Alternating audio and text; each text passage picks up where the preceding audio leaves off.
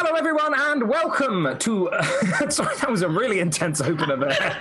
Really hit the ground running there. Hello, and welcome to the fourth and final episode of Vile Shadows and a Honeyed Smile. Thank you.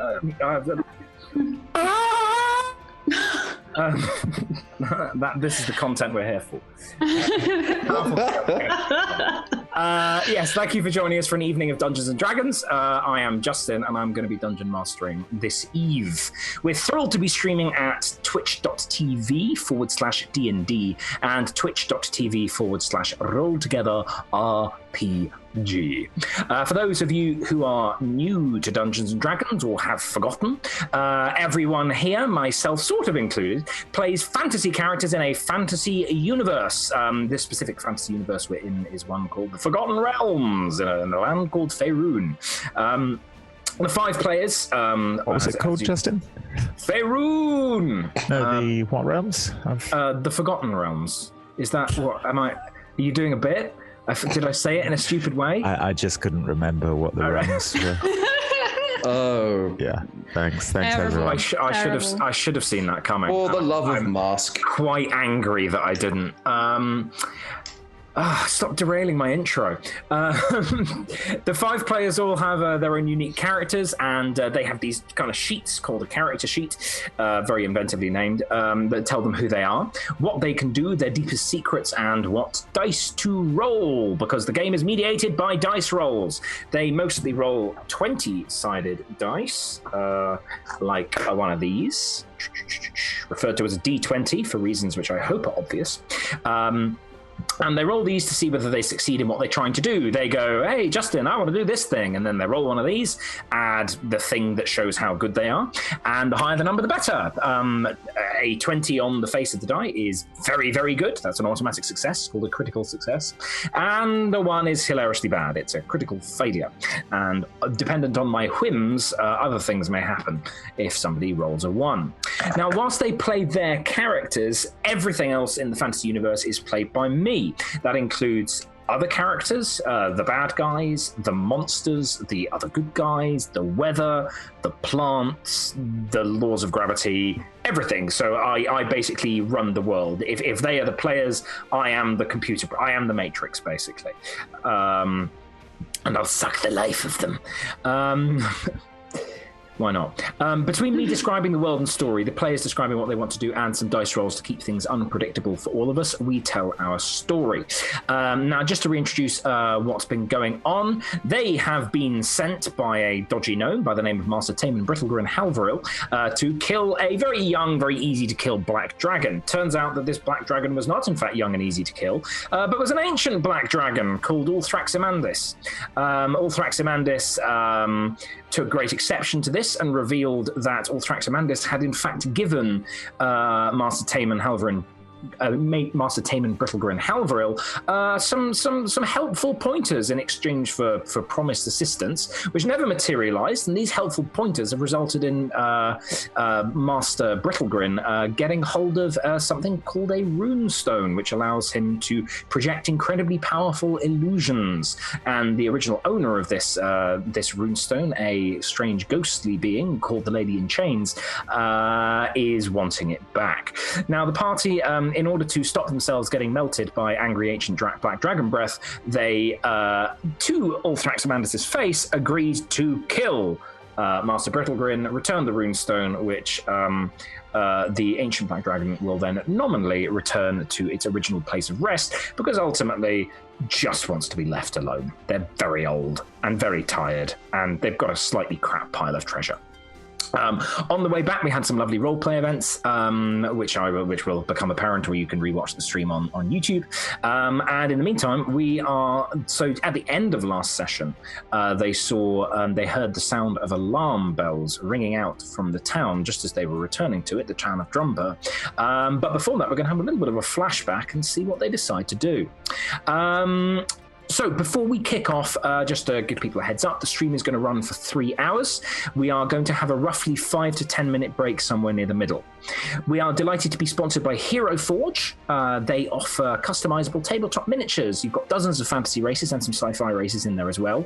You can play insect people, which is great. They've got thousands of parts to choose from. They've got a really easy to use 3D design tool that you can use in your browser to choose clothes, to choose posing, to choose color. These are all examples of the art of Hero Forge, all made custom. You can watch little videos on the Roll Together channel to see them being made. They are constantly expanding their catalogue of customization options, and you can find them at heroforge.com.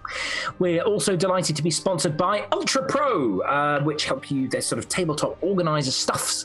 They are a leading manufacturer and supplier of sports and gaming collectibles, accessories, as well as other gaming accessories, including this very charming snowy owlbear dice bag. You can What's join its correct name, Justin? I've forgotten. What did we call it? The disembowel bear. Oh yes, the disembowel bear. Yeah, you'll see why it's the disembowel bear in a moment, because it's a dice bag. You get the dice out by disemboweling it. It's great. Makes you feel like you've rolled that nat 20. So we've actually got a little kind of competition in the Twitch chat today. Just say something and you're going to get entered for a random draw. You need a UK address to enter, though. Otherwise, head to ultrapro.com for more. Now, contained within the disembowel bear, and in fact necessitating the disemboweling of the disembowel bear, we find these. These are from Level Up Dice, another sponsor, and these are the Table Shakers. These are the kind of chunkest of metal dice. It's like having a cannonball in your hand. It really does sort of provide the right gravitas to important rolls. If you just have a strongly advise using some kind of padding or table tray because they're powerful and they're quite sharp as well. But yeah, they're absolutely kick-ass, and they give you a real feeling of power. As they say, make your table quake with the impact of your rolls, like in Roll Together's epic tales, where every roll can spell disaster or victory. These are available online as well. For the other sponsors, many of them, we are also sponsored by D&D Beyond, where we're hosting our character sheets, Idle Champions of the Forgotten Realms, Level Up Dice, and Zavi.com. More info, competitions, links to purchase some of the items we use in our streams and more can be found on our social media, Roll Together RPG, everywhere else. And if you're looking for an Idle Champions code, it should be floating down somewhere. I don't know where I will place in the screen, but it'll be somewhere down on the bottom left, or alternatively you can type exclamation mark code. Now, you don't type exclamation mark, you put one in into the chat. Finally, we play with a diverse group of players. They play a diverse set of characters, and they have wide-ranging sexual and gender identities. Our tables are trans-positive. We encourage and champion trans players and characters in our games. The DM and players may portray characters that are of different gender to their own. We aim to avoid misgendering, but we do acknowledge that it happens. We have a company policy in place for correcting people on pronouns. If we miss an instance of misgendering, we are open to being corrected. So please do just let us know if you think we've missed one or messed up somewhere, and we will do our best to rectify the error. Last of all, our Patreon has launched recently. There's a link in the chat at the moment. Come and support us if you can. You can start from just $1. Thank you very much to the D20 Club for your patronage. It is much appreciated. Now, without further ado, having done the big old chunk intro, it's time for some gameplay. We haven't introduced ourselves. Pathetic. Well, let's introduce ourselves going round in the credit sequence, as it were, and we're going to go anti-clockwise because I went clockwise last time. So we're going to. It's on my screen. It's going to have no relation to what's on your screen. So bad luck.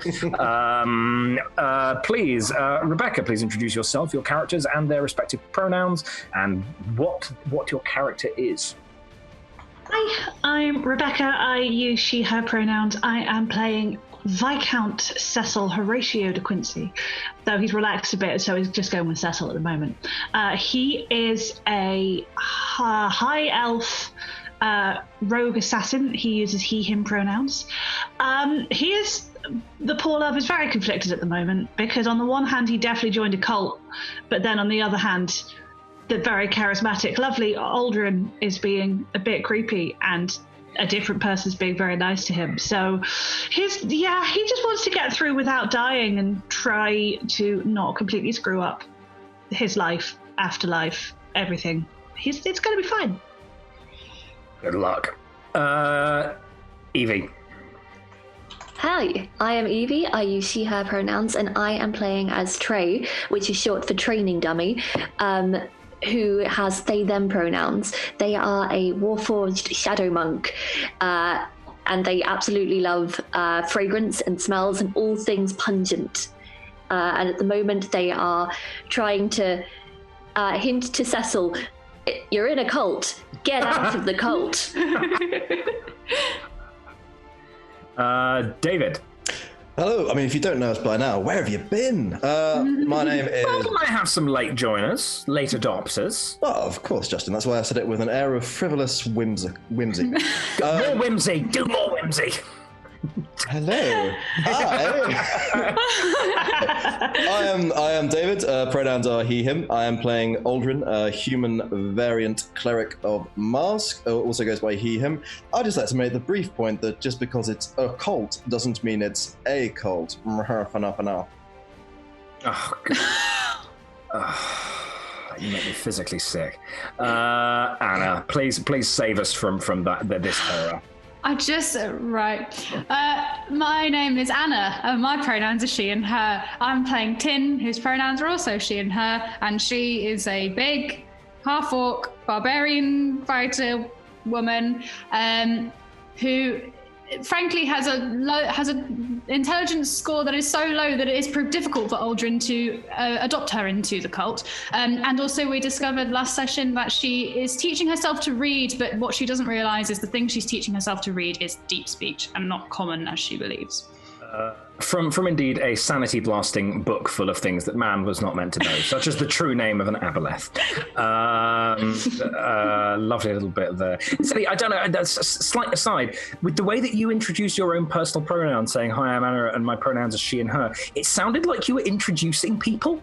It sounded like you were going to have like two little floaty things being like, hello, and this is she, and this is her. I don't know. Never happened before. I need to sleep. I need to get more sleep. And Toby. Deep speech, also not meant to be known by woman, for it was woman who read the book. Justin. Indeed, yeah. I apologise. Toby Osmond. I was really pleased when Star Trek: The Next Generation introduced where no one has gone before. Rather than no man, which of course was the original. Yeah. I go by he, him. My name is Toby Osmond. You can find me on social media because Justin cut me out of my beloved self-promotion at the end. Well, you cut everyone out. We just didn't do it because we're running on. We were having too much fun. Toby Osmond on social media. You'll find me. I'm a bit of a big deal. He was in Game of Thrones. Yeah. I don't like to talk about it. Toby, I gotta ask you. Were you in Game of Thrones? Just Google me, darling. Oz has abandoned us. And who are you playing? Who are you playing? Ferocity Silk Dragon, the rogue, who goes by she, her. She's a queen of the slums of Baldur's Gate, famed voguer of the fashion house Silk Dragon. We do not do knockoffs of all the top brands. And yeah, I think that's about it, really. Oh, Church of Mask is not a cult. It's a church. It's one of the biggest religions in Faerun. Just Google it. Sorry, are we answering you with a? Are you gonna do an 8-hour? Here's all of the lore inaccuracies video. If anyone's watched Vowed Alliance with LFM or the original Agents of the Nine Hells, they will know that I did not DM before this year, but I have started DMing a game. and it is set just southwest of where this game is set. So I know my fucking Western Faerun, y'all. Also, I've just homebrewed a sword of mask. So still a heart, y'all. I mean, it's absolutely cursed, but anyway. It's never not. All the good shit's always cursed. And I last and definitely not least, I'm very much the most important person here. No, I'm not. I am Justin. I use he, him pronouns, and I am the dungeon master. I run, as I said earlier, I'm running the game. Don't know why my voice went so deep there. Hello, this is my new voice.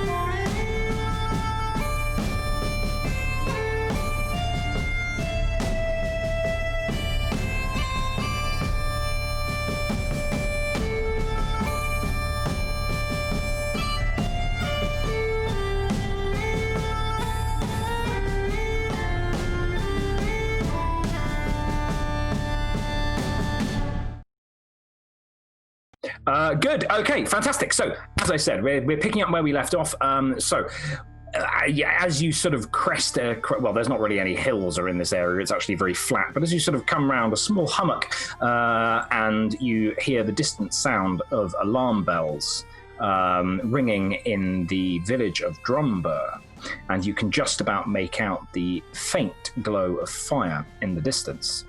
We are going to flashback to the previous, well, a few days previously, when having escaped from, or more accurately, been scooped out in a gigantic church bell and deposited on its doorstep, on their doorstep as a kind of like, please leave me alone gesture.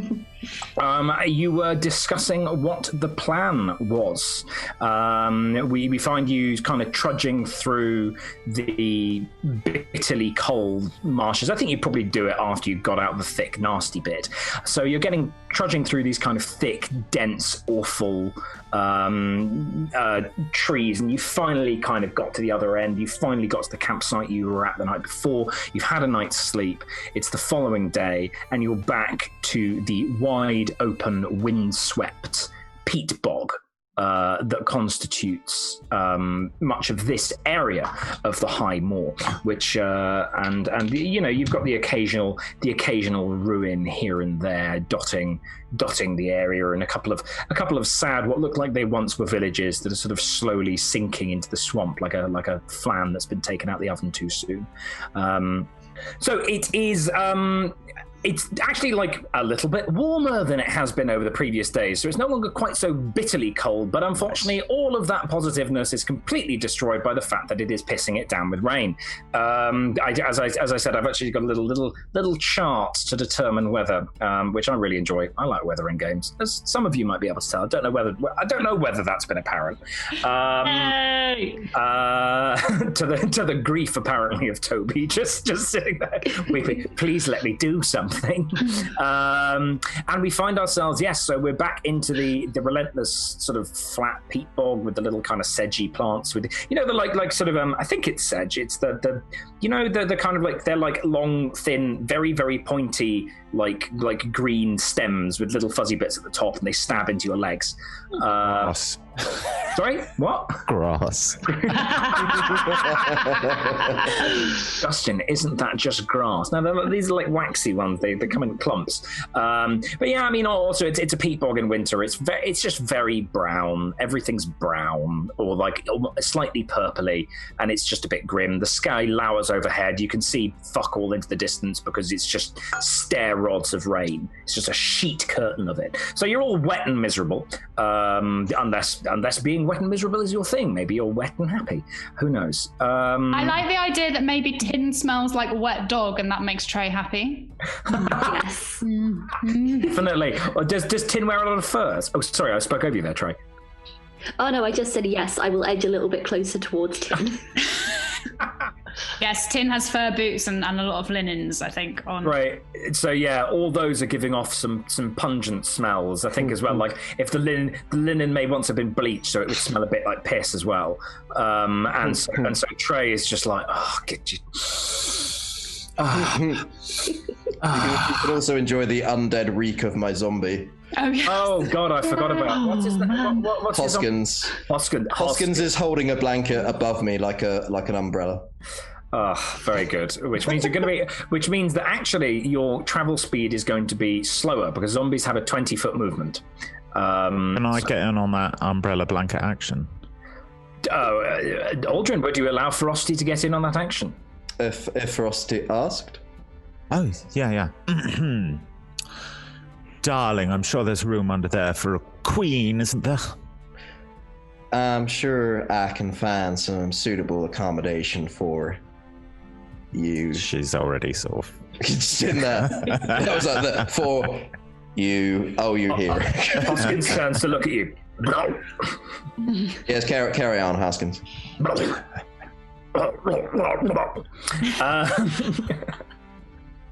Meanwhile, I believe it was Cecil that was going to raise what you were going to do. Yes. So, we have agreed to do this murderousness, and I love a good bit of murdering, yes. But I don't particularly trust that.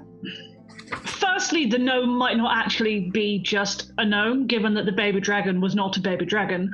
But also, do we really want to murder the gnome for being a bit dodgy when the dragon has admitted that they think they have the right to murder literally everyone they like because they lived here longest? I don't like either of them. I'll just say that. I feel sorry for the dead lady in the chains, though. As long as we still get paid, I'm game for whatever. Yes! I'm with Trey. But if we confront the gnome, we might not get paid. And isn't confronting the gnome probably the right thing to do because he's a bad person? Let's not judge so quickly, loves. But why don't we just go and tell the gnome that we did do the job, get the cash?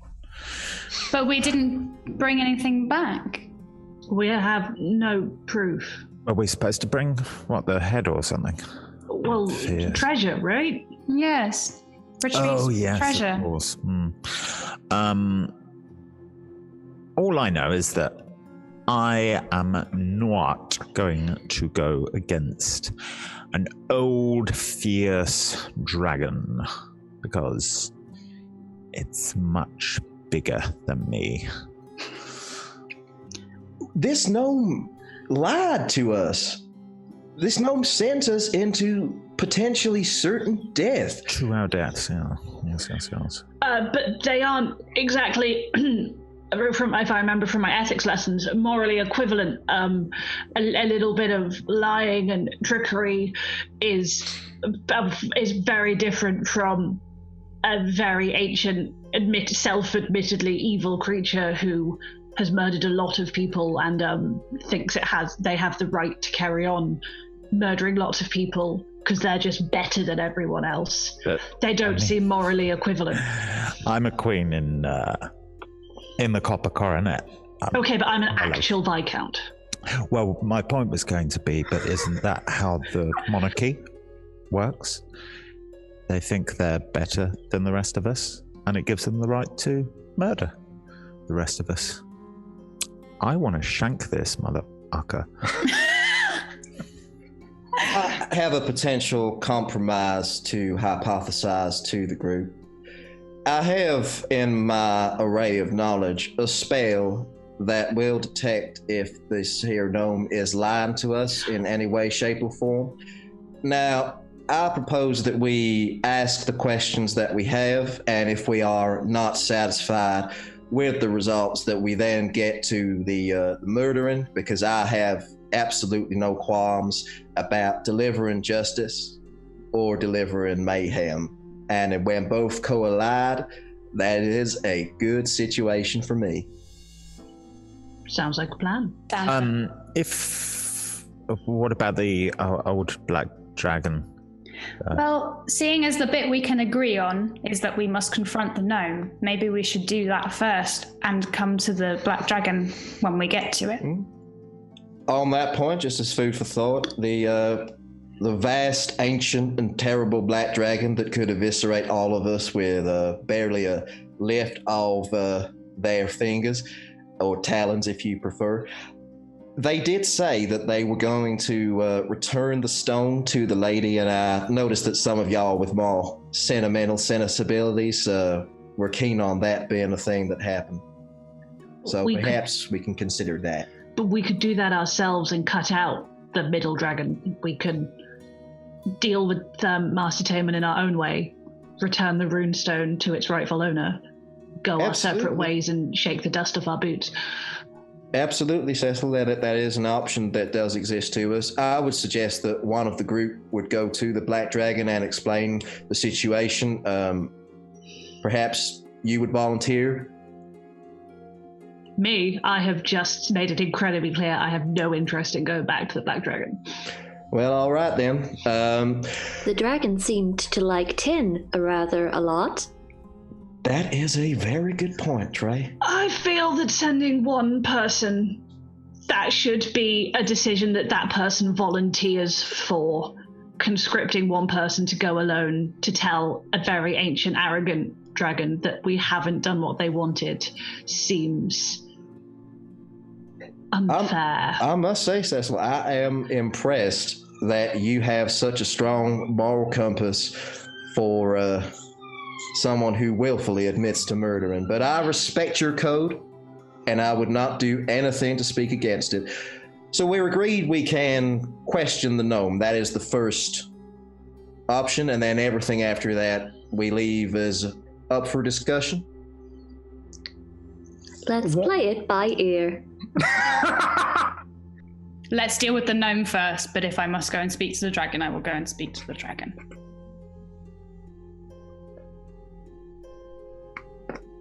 Okay. All right, let's then. go. Let's have a quiet word with Cecil before we set off in private, if no one has anything else to say, obviously. Of course. Once again, I've actually forgotten the mechanic, which is because this might become relevant shortly. Whispering. Which is that, as we mentioned last time, Aldrin has been cursed with bad luck, which means at the start of each session I get to roll 3 d20s. Note down the numbers. That's not good for you. Always make you forget this. Yeah, well, that's part of the joy of it. And having noted those down, I then get to replace some of his rolls with them, for he has been cursed with bad luck. Justin is a wise and just god. Wise and noble. not arbitrary at all. Who gave you that impression? And that is a 4, and a 5.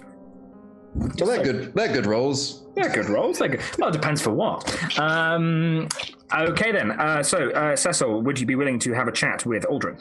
Cecil's quite pissed off with Aldrin at the moment. He impugned his moral code. Cecil only murders those who deserve it. But yes, we're all walking through a bog. It's not like there are many places to go avoid him. So yeah, that's fine. Fair enough.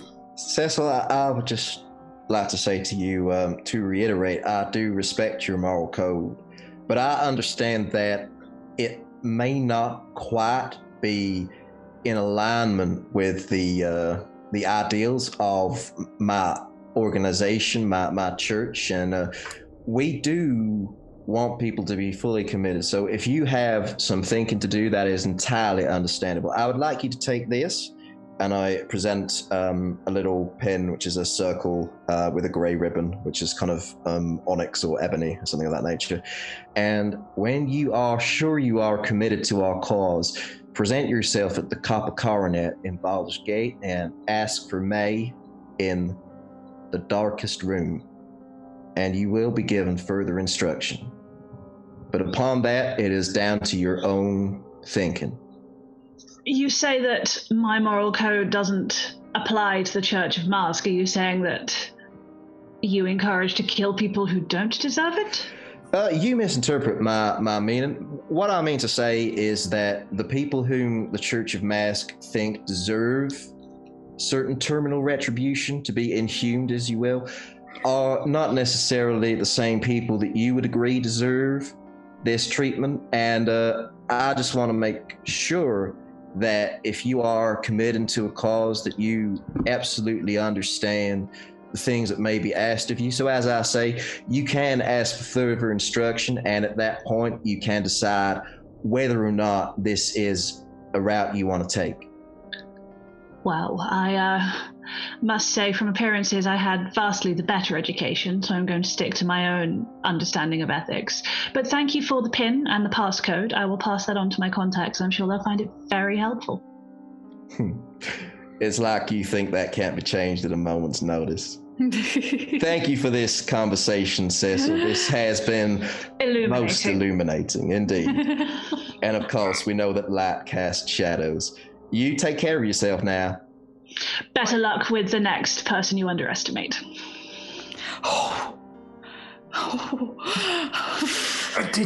Have we just made a gang war? I think we have. I think we've just made a gang war. I'm here for this. I'm so proud of Cecil.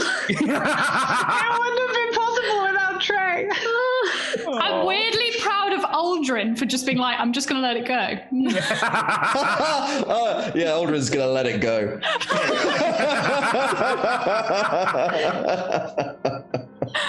Okay. Absolutely. Ooh, I don't know the lyrics. I don't know the lyrics to the song, which is annoying me because I want to do a "Let It Go" bit. I know all of them. It's fine.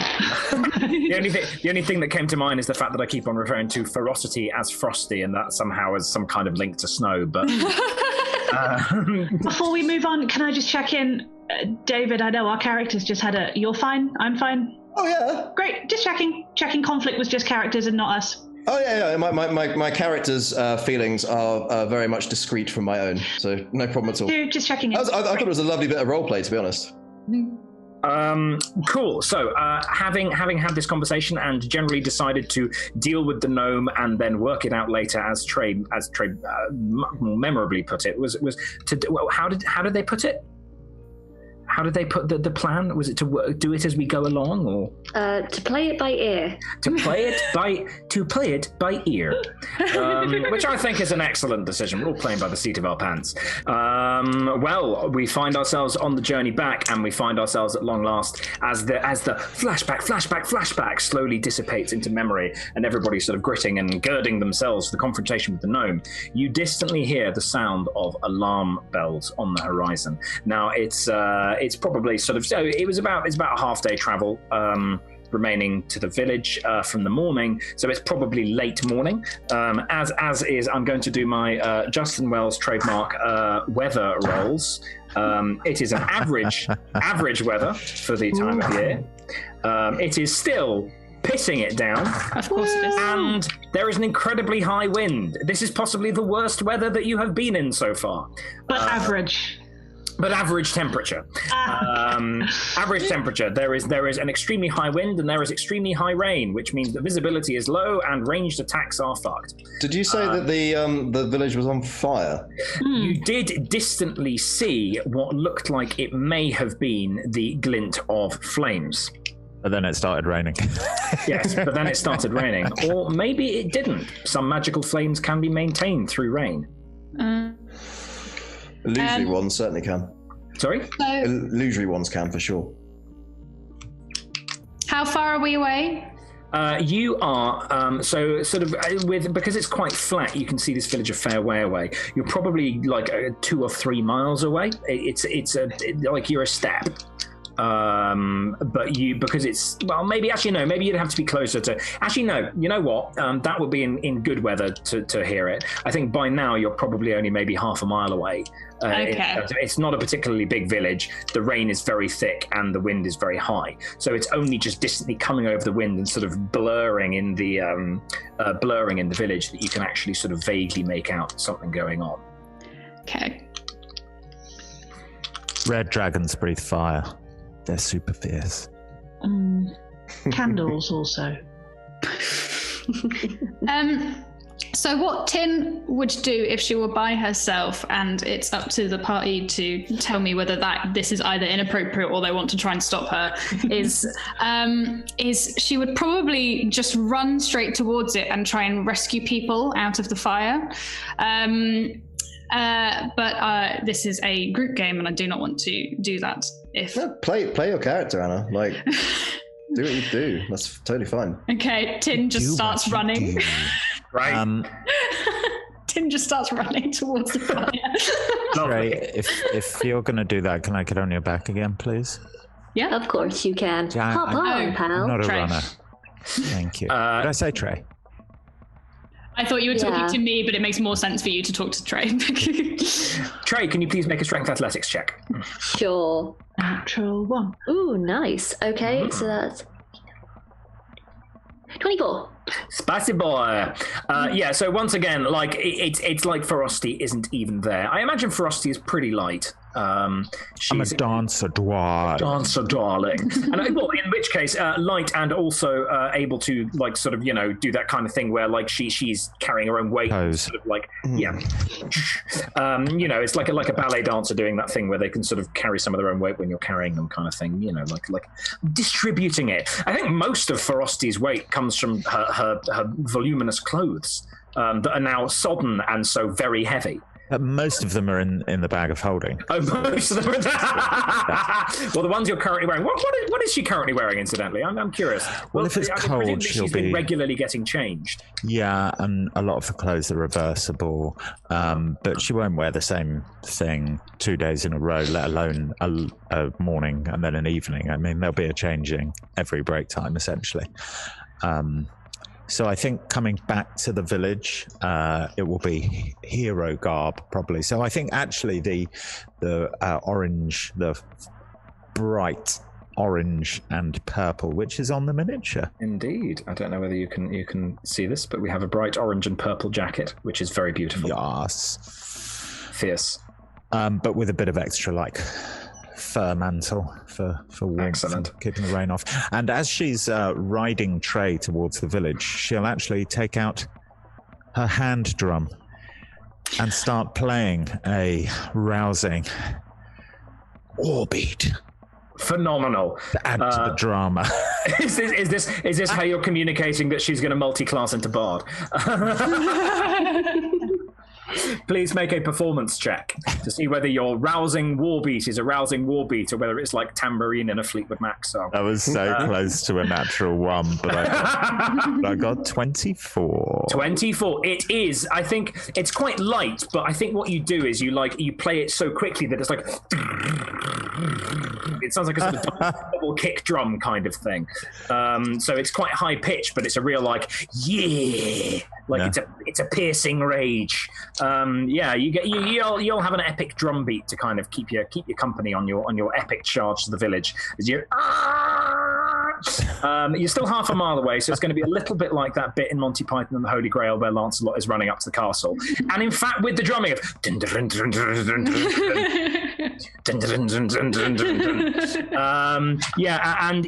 like Trey, I think that you, for want of a better term, like your servos or your kind of your magically enhanced metallic and wooden limbs are, for some reason, you're just full of beans today. You're just full of beans, and a little halfling on your back. That ain't not a thing. That ain't nothing but a thing. Like, you can just power on. You're like, hey, I'm all good. I can do this. I'm basically your sound system.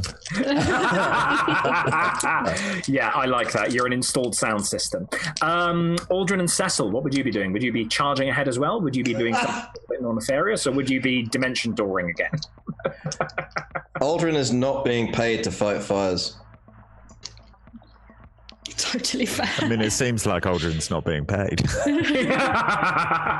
Ancient gold is gold. I don't know what the exchange rate is on it, but I guess we'll find out. Aldrin is quite wise.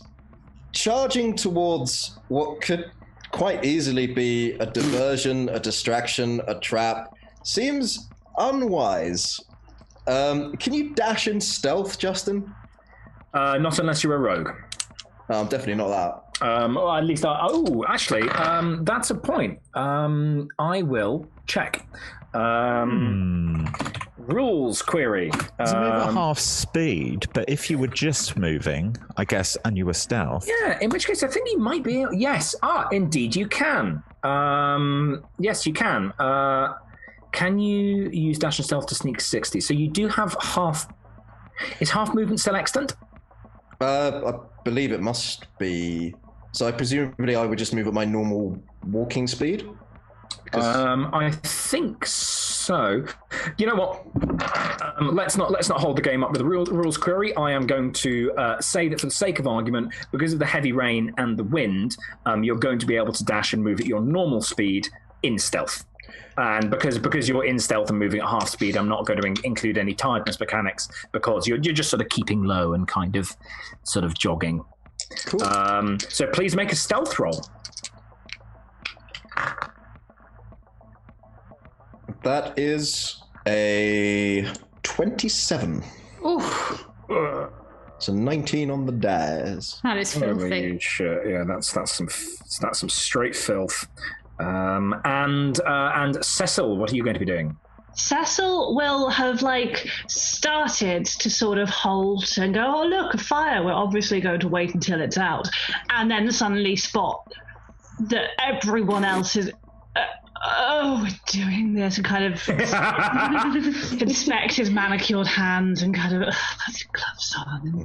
But then, because he can double dash, hopefully catch up with the others before too long. Right. So you're going to be basically sprinting. You're not stealthing. So everyone else is, da da da da da da da, whereas Aldrin is sort of. Hoskins is keeping pace with Aldrin, obviously not stealth, but 15 feet to the right. Okay, so Hoskins is still got the blanket. Yeah. This is what we're doing.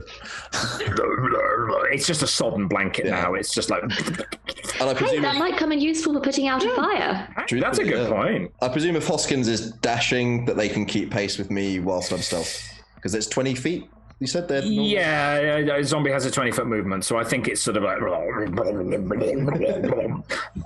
because he is the undead. I'm not gonna input. Oh, actually, can you make him make so because he's sprinting half a mile. Mm-hmm. I'd like you to make a couple of Constitution saving throws. Now, I don't believe that the undead can get tired, but having a zombie that has been in pouring rain and presumably considering to continually putrefying may result in some problems. Okay. Do I add their Constitution modifier? Yes, please do. Cool. It's falling off. So that'll be. So the first roll would be a 22. Mm-hmm. Very good. Yeah, I think. Despite the fact that there are some increasingly upsetting crunching noises coming from Hoskins, it stays to. Did you say? Are we happy? Were you wanting they? I think because Hoskins is so putrefied, it is impossible to tell what gender, if any, they were. Yeah, so that makes sense. So Hoskins is there's sort of a series of sort of awful crunching noises, but Hoskins nonetheless maintains corporeal entirety. Perhaps the magic binding Hoskins together doesn't allow the thing that should be falling off to fall off. If you want to rule that they change from a zombie to a skeleton, that's perfectly fine. Oh yeah, close. Not yet. Not yet. Maybe we'll see what happens. But right now, Hoskins is a zombie. Very good. Okay, so you're behind. So you're going to be arriving. Let's fluff it that you're going to arrive 2 rounds later. Or so you're going to be about 60 foot behind everyone else at your current rate, which means that you would be able to do ranged attacks if necessary. Just so you know, everyone else is, unless Cecil, you are going to be trying to outstrip them, you are probably all going to be arriving around about the same time. Cecil is going to join in. He's not going to run head first, leading the charge to rescue people from a fire. No. Indeed. So presumably the marching order is going to be, we have Tin taking point, then we have Trerosity, Thray. Oh, cute. Blaster. So we have Trerosity, and then we have Cecil, and then a little way back we have Hoskins and Aldrin. Ferocity dummy. I like Ferocitray. Ferocity. That's actually better. Ferocity dummy just makes me think ferocity dummy thick. So maybe not that. Ferocitray. Training Silk Dragon. And also, I think I don't know what these noises are. Ferocitray silk dummy. Ferocitray dummy silk. Am I right? Ferocitray dummy dragon. Dummy dragon. That sounds like a playground insult in the Forgotten Realms. You big dummy dragon. Or like one of the really rubbish like oh, hello, I'm neither chromatic nor metallic. I'm a dummy dragon. Made for some reason I think they're made of rubber. Don't know why. A rubber dragon. Is that like the Forgotten Realms equivalent of a paper tiger? Who knows? A rubber dragon. I will shut up now. Right. Okay. So arriving at the perimeter of the village, you see a scene of absolute mayhem. You can see that there are piles of bones and bog zombies are scattered all around. Clearly, this is a battle that has been going on for a little bit of time. The fire is coming from a series from trenches that have been dug around the village, from which the sort of flames emerging, and you can see occasionally spears and arrows whip through, being shot from some impromptu towers built out of stones and whatever timber can be found, upon which you can see members of the village quite enthusiastic, hurling spears and arrows and slingshot at the advancing horde of undead, which you are arriving behind. As you approach, we're arriving behind the undead. You are basically coming up behind the undead who are sort of clawing and sort of going through this burning barricade and getting struck by arrows. And you can see sort of amidst when the flames sort of part for a moment, you can see a fairly frantic melee going on in the streets of the town. And indeed, as you approach, it's very confusing because you see the finely built, beautiful, elegant yet slightly heartless and soulless buildings of Drumbar. Occasionally there's a sort of and they disappear for a moment and flicker, and behind them are exactly the same buildings you saw for the entire rest of the High Moor. All of these kind of low turved, thatched, thatched with reeds or with peat turves and sort of thick stone walls, and there's sort of and you vaguely see them. And again, there's a and just right at the back, at the far side of what should have been the market square, you vaguely make out a rather more grandly appointed timber building, and for any of you with very keen eyesight, you will see it says the Bogside Tavern on the sign before it and becomes the Lakeside. It's mayhem. You are not in combat yet because you are some way behind these undead, but you can see that where there are piles of bones and various kind of fallen zombies, every so often you can see new ones arising where the old ones have fallen. It seems to be that they are being brought back. Not quite as fast as they're being destroyed, but they aren't being destroyed very quickly. And distantly, although you cannot see anything in the pouring rain, you can hear, as far as this sound can be enraged, you can hear the clanking of chains. What would we like to do? Did we see a building that we thought was Master Nomal Bumblesworth? Yeah, sure. Please make I think that's going to be a history check with advantage. Nomal Bumblesworth. Cecil will be looking for the same thing, so can I help Ferocity, or do you want two separate roles?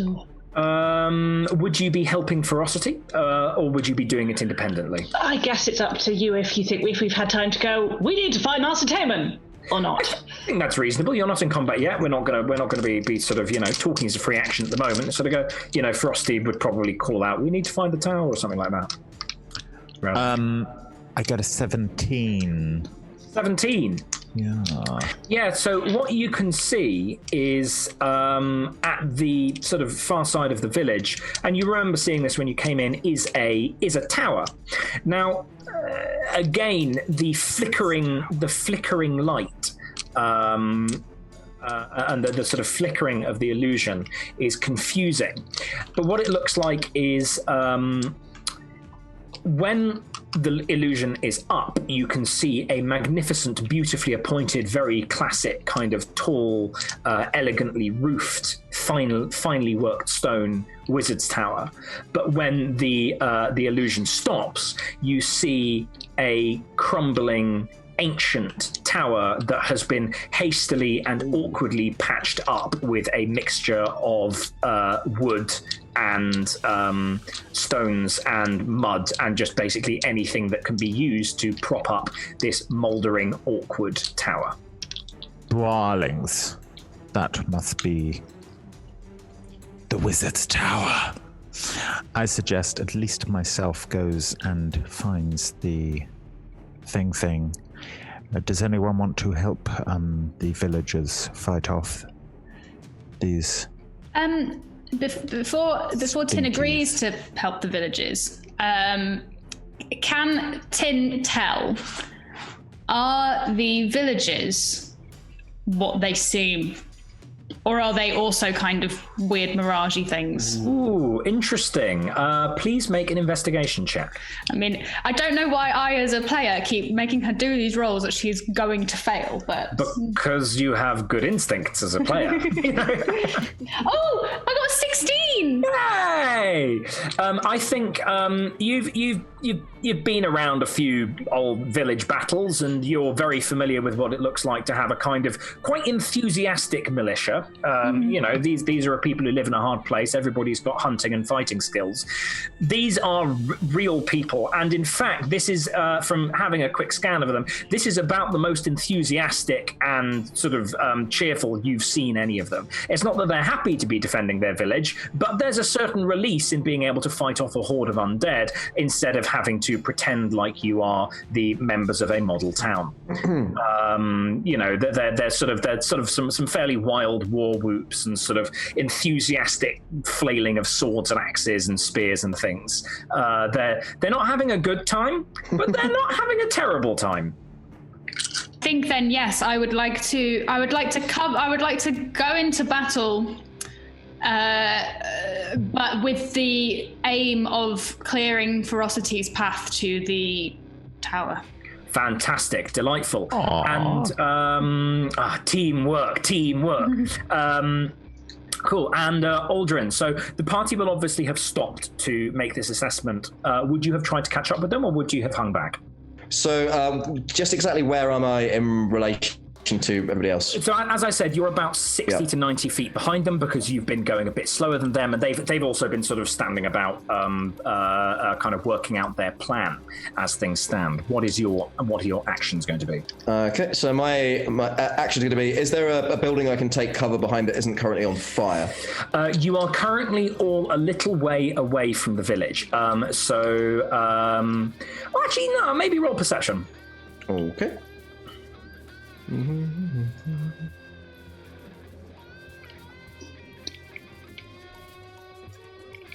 Sorry, a bit of lag on my screen. That's okay.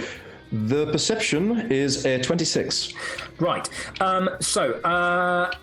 You've all been approaching along the main road because it's the fastest way and it's the least boggy. But this area is sort of, the village is surrounded by a number of sort of dry stone walls and little sheep pens and sort of little sort of shepherd's huts and that kind of thing. Now, you can all see that it looks like the defense began amidst these walls and amidst these kind of things, because you can see there are a few dead bodies here and there, or piles of bones or fallen zombies and things like that, and there's sort of arrows and spears and broken broken shields and whatnot spread around. And so it looks like what happens is they started the fight here and they got pushed back to the village. The upshot of that is that there are quite a lot of, now there's a bit of a gap between all this stuff and the village. There's a sort of maybe 120 foot, maybe a 60-foot gap from these things to the village.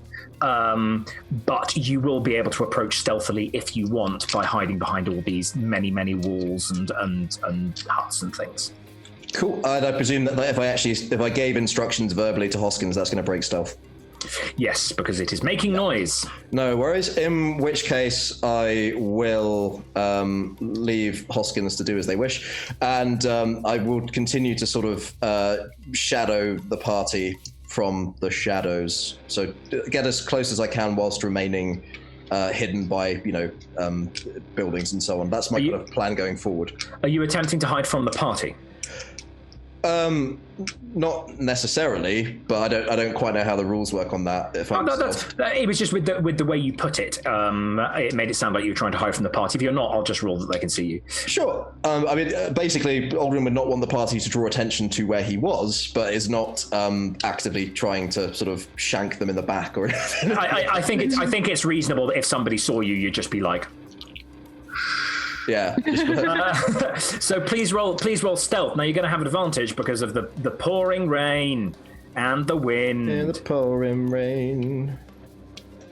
And then we roll the stealth and we wait for the dice. If it's not over 20, I'll be very upset. That's a natural 20. Hey! That's a 28. No, I don't hit 30. My modifiers aren't that ridiculous. Well, in which case, I think maybe the way that natural 20 looks is that your glamored studded armor. Actually, maybe what happens is that as you're coming close, your glamored armor, the illusion that is causing it to be glamored starts to flicker and is seemingly being disrupted by this sort of curiously disrupted, very powerful kind of release of illusion magic. And the thing is, with the rain pouring onto it, the disruption basically makes it sort of flicker and actually somehow makes you harder to see because it's like distracting. It's like, it's just like rain and sort of flashes of light, and it's all just like rain, and that's weird. It looked like it had a head, but no, it couldn't possibly have a head. And so you're being like a little bit like dazzle camouflage. What was it? A 20 million or something? It was a 28. If I was rolling stealth to kind of go into stealth, yeah. I don't know if I'd be able to give fudge it, so I gave an instruction to Hoskins before I stealthed again, as it were. I think it's reasonable that before you went into stealth, you can give an instruction to Hoskins. It's basic instruction. It's just help Tin flank her enemies. Very good. Nice. Help Tin flank her enemies. If the DM uses the flanking rule. I do use the flanking. I do use the flanking rule. The flanking rule is that if an enemy is appropriately surrounded, then your attacks against them have advantage. However, the way that I use the flanking rule is that it has to be basically you have to be at 90. You have to be completely bracketing them. It can't be one. So it has to be 180 degrees. So if I draw it on them on a little thing, it would have to be that with monster in the middle, we need to have people on either side like that. Yes. In order for it to work. Also, if people start doing little spinny, rotatey dances around people in order to get behind them, then I may impose some sort of checks or be at risk of opportunity attacks so that y'all ain't taking the piss. Cool. So Hoskins. So you all see sort of Aldrin basically again Homer Simpson into a wall and. At which point, a zombie sort of Hoskins marches up, still holding the blanket, like, and comes and stands with you. Smells terrible. What would we all like to do? Smash! And right. I'm stopping the drums. And what are we going to be doing? How are we going to be approaching? So presumably Tin is going to flailing. So is there a particular approach you're going to take? Are you going to come from one side? Are you just going to go into the midst of the blob and go ham? I think aiming for what would be the easiest possible path for Ferocity to get through to the tower. Okay, in which case what you'd probably want to do is go to the side, because the undead are sort of all in a big blob. They've sort of been funneled by buildings and stone walls and whatnot, basically into this main entrance into the village where they're being held by the villagers. So the easiest way in would either be to try and go round the village, but you can hear the sounds of combat from other entrances there. Sounds like the same thing's happening. Or you could essentially go round the side of the undead and basically clear a path, sort of basically herd them that way, and let Frosty run behind you. I would like to do this. Yes. Very good. So you're running. Would you like to go to the left or the right? The left. The left. Yes. So Tin, you are running to the left. You're basically just going to be hacking at. What are you going to be using? You're going to be using your twin hand axes, or are you going to be using your twin? Twin. It's not special. It's not special enough for the chonker. No. But I also then get 3 attacks that way. So I see. Cool. So Tin is charging in to the left. What is Trey going to be doing? Well, I think Ferocity is still on my back. Indeed. So, I am going to be going where Ferocity points. I imagine that she's just going charge, and I'm just going in that direction. Absolutely, if anything gets in our way, charge. we're not saying charge. You're saying slay. Circumnavigate. After a little while, I say, take a left at your next turning. Darling, do you want me to hop off and you can get stuck in, or do you want to come with? Entirely up to you. I will come with and defend you from any undead that snake their way in. Oh, you smell fabulous, by the way, darling. Thank you. It is the tears of my enemies. Curiously enough, it doesn't smell of much. There's just a very faint, salty smell. Excellent. Lovely. So Tin is going to there. We have Ferocity going round. Aldrin, what's your immediate plan? What's your immediate approach? So I'm wishing to combat is imminent now. Wishing to continue to take cover using the sort of outbuildings and so on, so that I can see what's going on. But it's just like a peek around the corner sort of business. So Aldrin is hiding. Hoskins is accompanying. Hoskins has their instructions, which are to help Tin flank enemies. Help Tin flank. Presumably die imminently. And Cecil. I was going to go with Ferocity because investigation and assassination sound fun, but I don't want to leave Tin by herself on a battlefield. So if Aldrin's nowhere to be seen and Ferocity and Trey are heading off, I will stick around with Tin so she has a marginally better chance of not dying. Stick around. So you're essentially going to be sticking close to Tin and essentially doing similar work to Hoskins, but also getting backstabs. Or sneak attacks. Very good. Tin, hopefully slightly better damage dealing than the zombie. Holding a wet blanket? Yeah. Tin, Hoskins, and Cecil are going there. Aldrin is lurking, and Ferocity are doing the home run. So, as we charge into combat with dun dun dun dun dun, that's where we're going to take a break, and we will pick up after a 5 to 10 minute break. Thank you very much. We'll see you soon.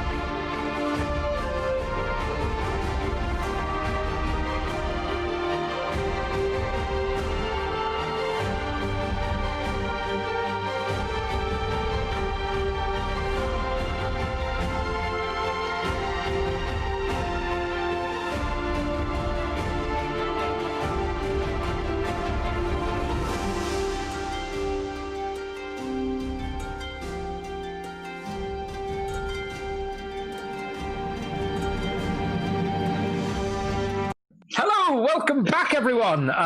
We are about to have combat begin. And what happens at the beginning of combat is we roll initiative. Everybody, please roll. I will then ask your scores from you. I will roll for the NPCs. So that's them. Lol. I was absentmindedly fiddling with my d20s, and now I have to find them.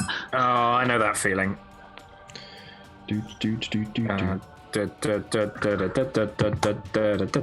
Nice. Okay. Good. Right. So, who got an initiative roll of 20 or higher? For the moment. Me.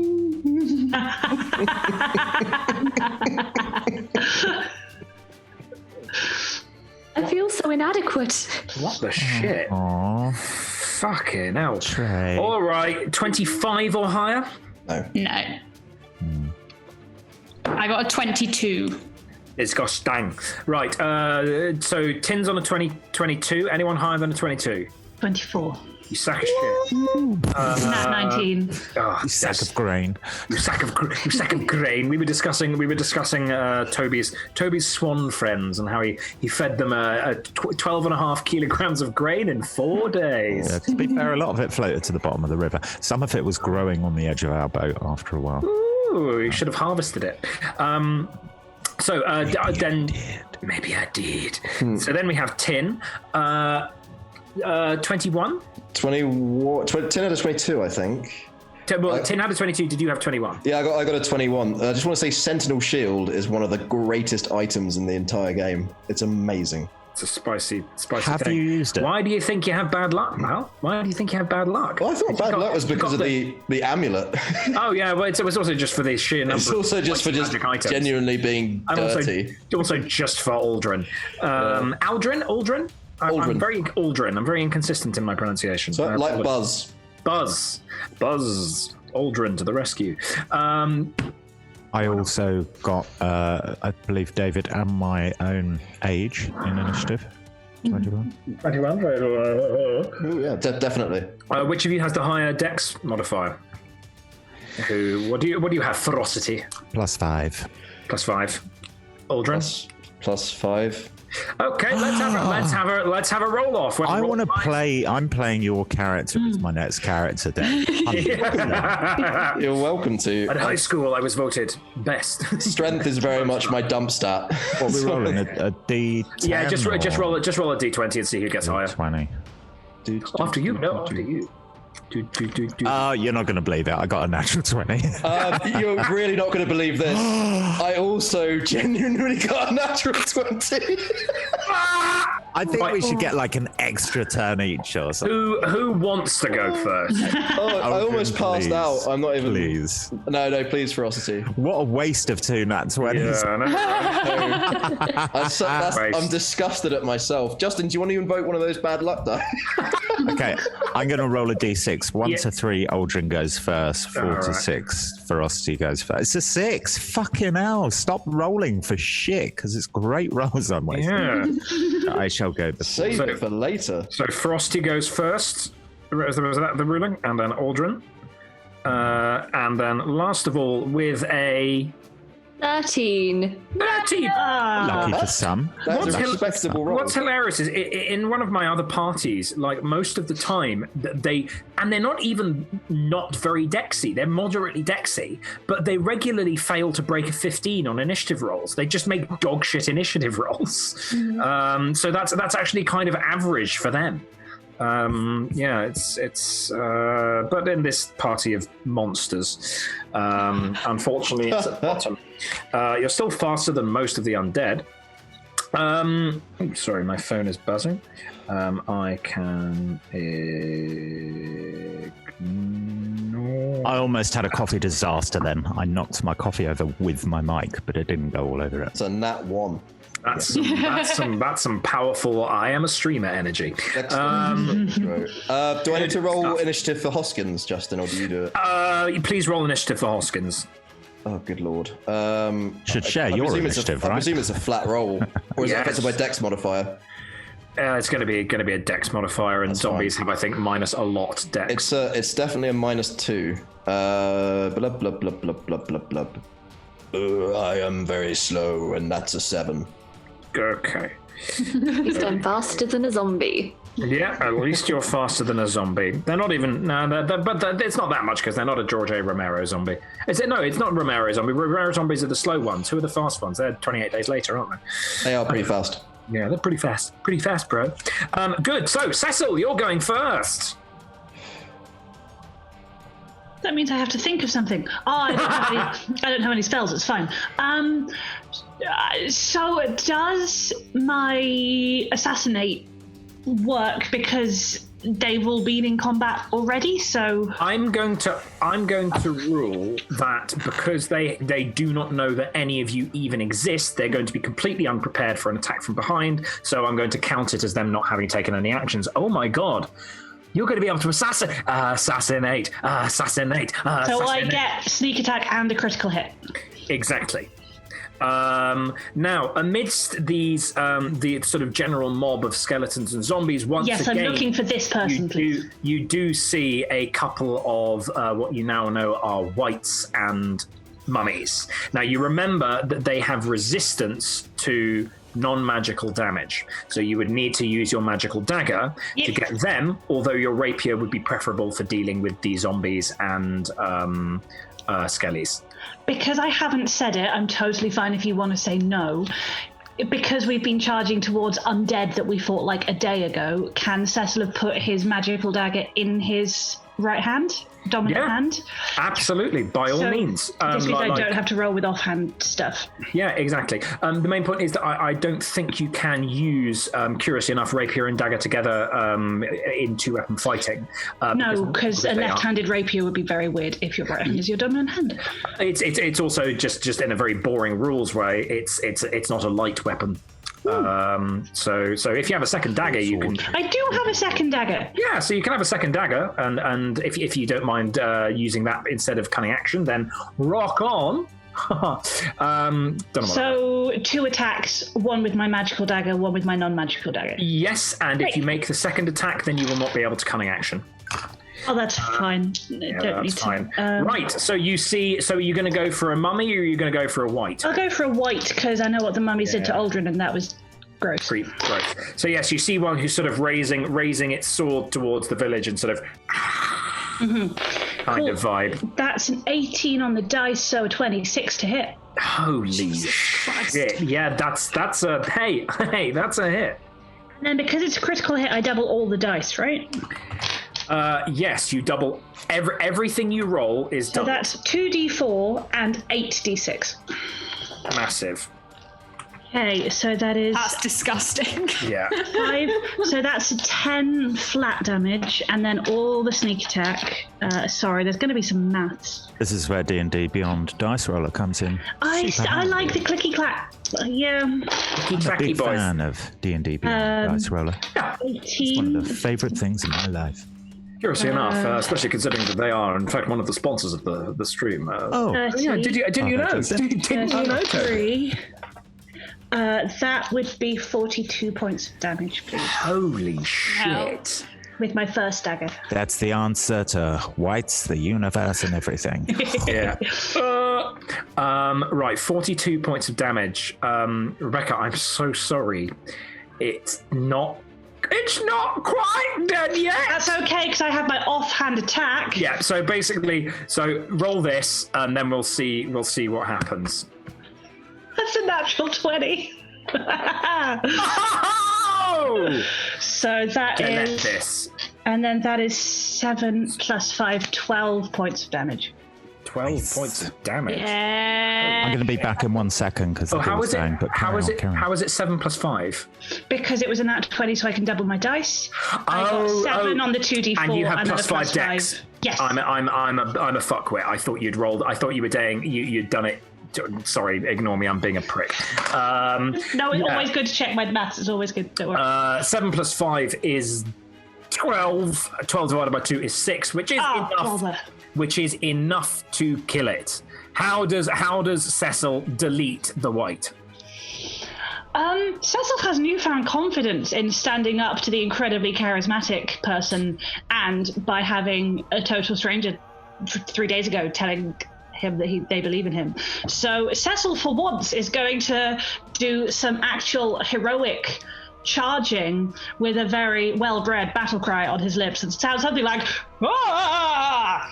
And just sprint and throw all of his not significant weight behind the dagger that will just go straight into his neck. Sorry, their neck, I think. Yeah. So it just sort of shatters the bones and just sort of... And again, there's this... as the magic dissipates, and it just it's a met, like you just sort of and just like it's bits of shards of bone everywhere, annihilated, just gone in an instant, in a flash. The white is removed from existence. Delightful work, Cecil. Cecil looks to Trey, really hoping that they saw it. Oh, if I saw it, can I just give him a little... Oh. Meanwhile, all the other skeleton zombies are... So the transition to the next turn is a whiteout. Yeah, pretty right, Tin, it's your turn. Yeah, Okay. Cecil just deleted a white. So. And you've got your two... So I can't 2-weapon fight and rage on the same turn, can I? No, you cannot. Bonus attacks, bonus things. Oh, hold on. Well, I think I can. I can't rage an extra attack on the same turn. Yeah, so you can rage and you do 2 strikes with your main hand, but you cannot rage and do an offhand strike. I think it's the other way round. Because 2-weapon fighting comes under another... Hold on, I'm on the wrong page. Ignore me. Give me 2 seconds. Oh no, yes. Yes, you are correct. The offhand... I am wrong. Yeah. I think see the real relationship with the DM. I think you know what? I think I'm going to go for skeletons. I'm going to go for things that don't need magical weapons. Mm-hmm. So you're going to be a blender. Yeah, and I think because I think they have lower hit points. I'm trying not to meta, but I'm trying to think through. Because they are smaller, I think the rage might not be worth it. I think it might be better to have the extra attack. So I think I'm going to do all 3 attacks instead of raging. Fantabulous. So you wail on them. So there's a lot of them, and they're currently all facing away from you. So I'm going to treat them as being surprised. So you will have advantage on your attacks, which you should have had, Cecil, but it was kind of irrelevant because it was going to be an automatic crit anyway. So, first of all, for Skeleton 1, does an 18 hit? Does an 18 hit? I don't know. What do you think? I would love it to hit, please. Strike. That's 8 points of damage. 8 points of damage. Very good. There is a crunch as you smack a skeleton, and it's still up, but it sort of seems to be sort of staggered forwards. Okay, well, with the offhand, we'll go for the same skeleton again then. Mm-hmm, very good. I don't get advantage this time, though. You don't get advantage this time because you've already got the advantage on the first attack. It knows you're there now. Yes, but I do get to add some extra damage to this one if it hits, I think. So let's see. Does an 11 hit? Sadly not. No, fine. Well, I'll go for it again with my other hand. Does a 24 hit? Hey, does a 24 hit? I think it might do. Lovely. That's only 5 points damage. Oh, that's a shame. It's still enough. 1 on the d6. That sucks. It's still very much enough to sort of smashy. Is it dead? Yes, it is annihilated. Can I just have not even done slashing damage, just punched it with the butt of the axe and just its head off? Of course you can. We're going to fluff that those 2 attacks are just you going boom. And I think what happens is it's the kind of thing where the head like very perfectly separates from the neck and does just move forward very perfectly enough. At which That's point exactly what I want. At which point it falls into the burning pit and is consumed. Very literally smashing. Great. So Tin and Cecil, you are now surrounded by, now aware of you, undead. Ferocity. You are on the back of Trey. You will not have, unless you jump off, you're not going to have access to your own movement, but you can do other things in the meantime. I think Ferocity has thus far been voguing on the back of Trey. After the drum went away, she was in a very performative and morale-boosting / performative mood. What's the layout between myself and the Wizard's Tower? The Wizard's Tower. So what you've got is this mob of undead, which you're trying to circumnavigate, but you're going to come. You're basically hoping that Cecil and Tin can pull enough focus for you to slip by, or clear enough space for you to slip by. Otherwise, you're going to be taking attacks of opportunity. You must then get through the burning pit, so jump the burning ditch. And once you're in, there are the villagers. They're not aware that you're coming, so you would know that there is a risk that they're going to be like, something has jumped through, we will shoot it. So you need some way to get through them and convince them that you're a friend. Ferocity will not be mistaken for a zombie. Could be a skeleton. And then after that, it's once you're through, it's actually pretty much plain sailing. It would only be sort of a turn or two of dashing to get to the tower. Okay, is there a way I can try to sneak, or sort of, are there buildings this side that I can sort of scamper up onto to get past? There are no buildings this side of the burning ditch. Once you are through the burning ditch, absolutely, you can climb up some buildings. Okay. Is there a way I could try to sort of skirt round? I might just stay on the back of Trey. You can attempt to skirt around. You having the ability to disengage using your cunning action would mean that you would be able to, if you jumped off Trey's back, you would be able to get past them by disengaging and just slipping past. Just use the rules. Who'd have thunk it? Yeah, I know, right? Help too. Help as well as hinder. I am going to, jump off the back of Trey. Yeah. And say, come with if you want, or have fun with the zombies. I'm just gonna, then I run off. Very good. Okay, so are you going to, presumably you are going to be disengaging and dashing in order to get the disengage azione. And are you going to dash as well so you can get on the other side of the wall of fire?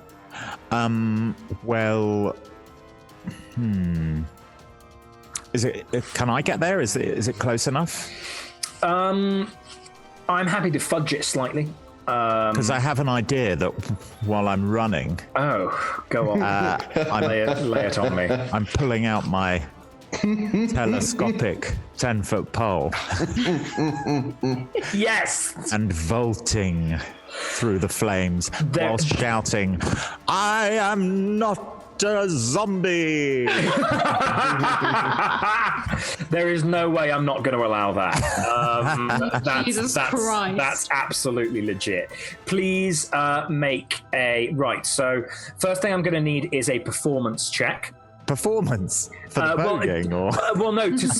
Basically to see whether you can get enough projection to make the villagers aware that I am not a zombie, is not a zombie going... Oh. Do I get advantage because of my fabulous clothes?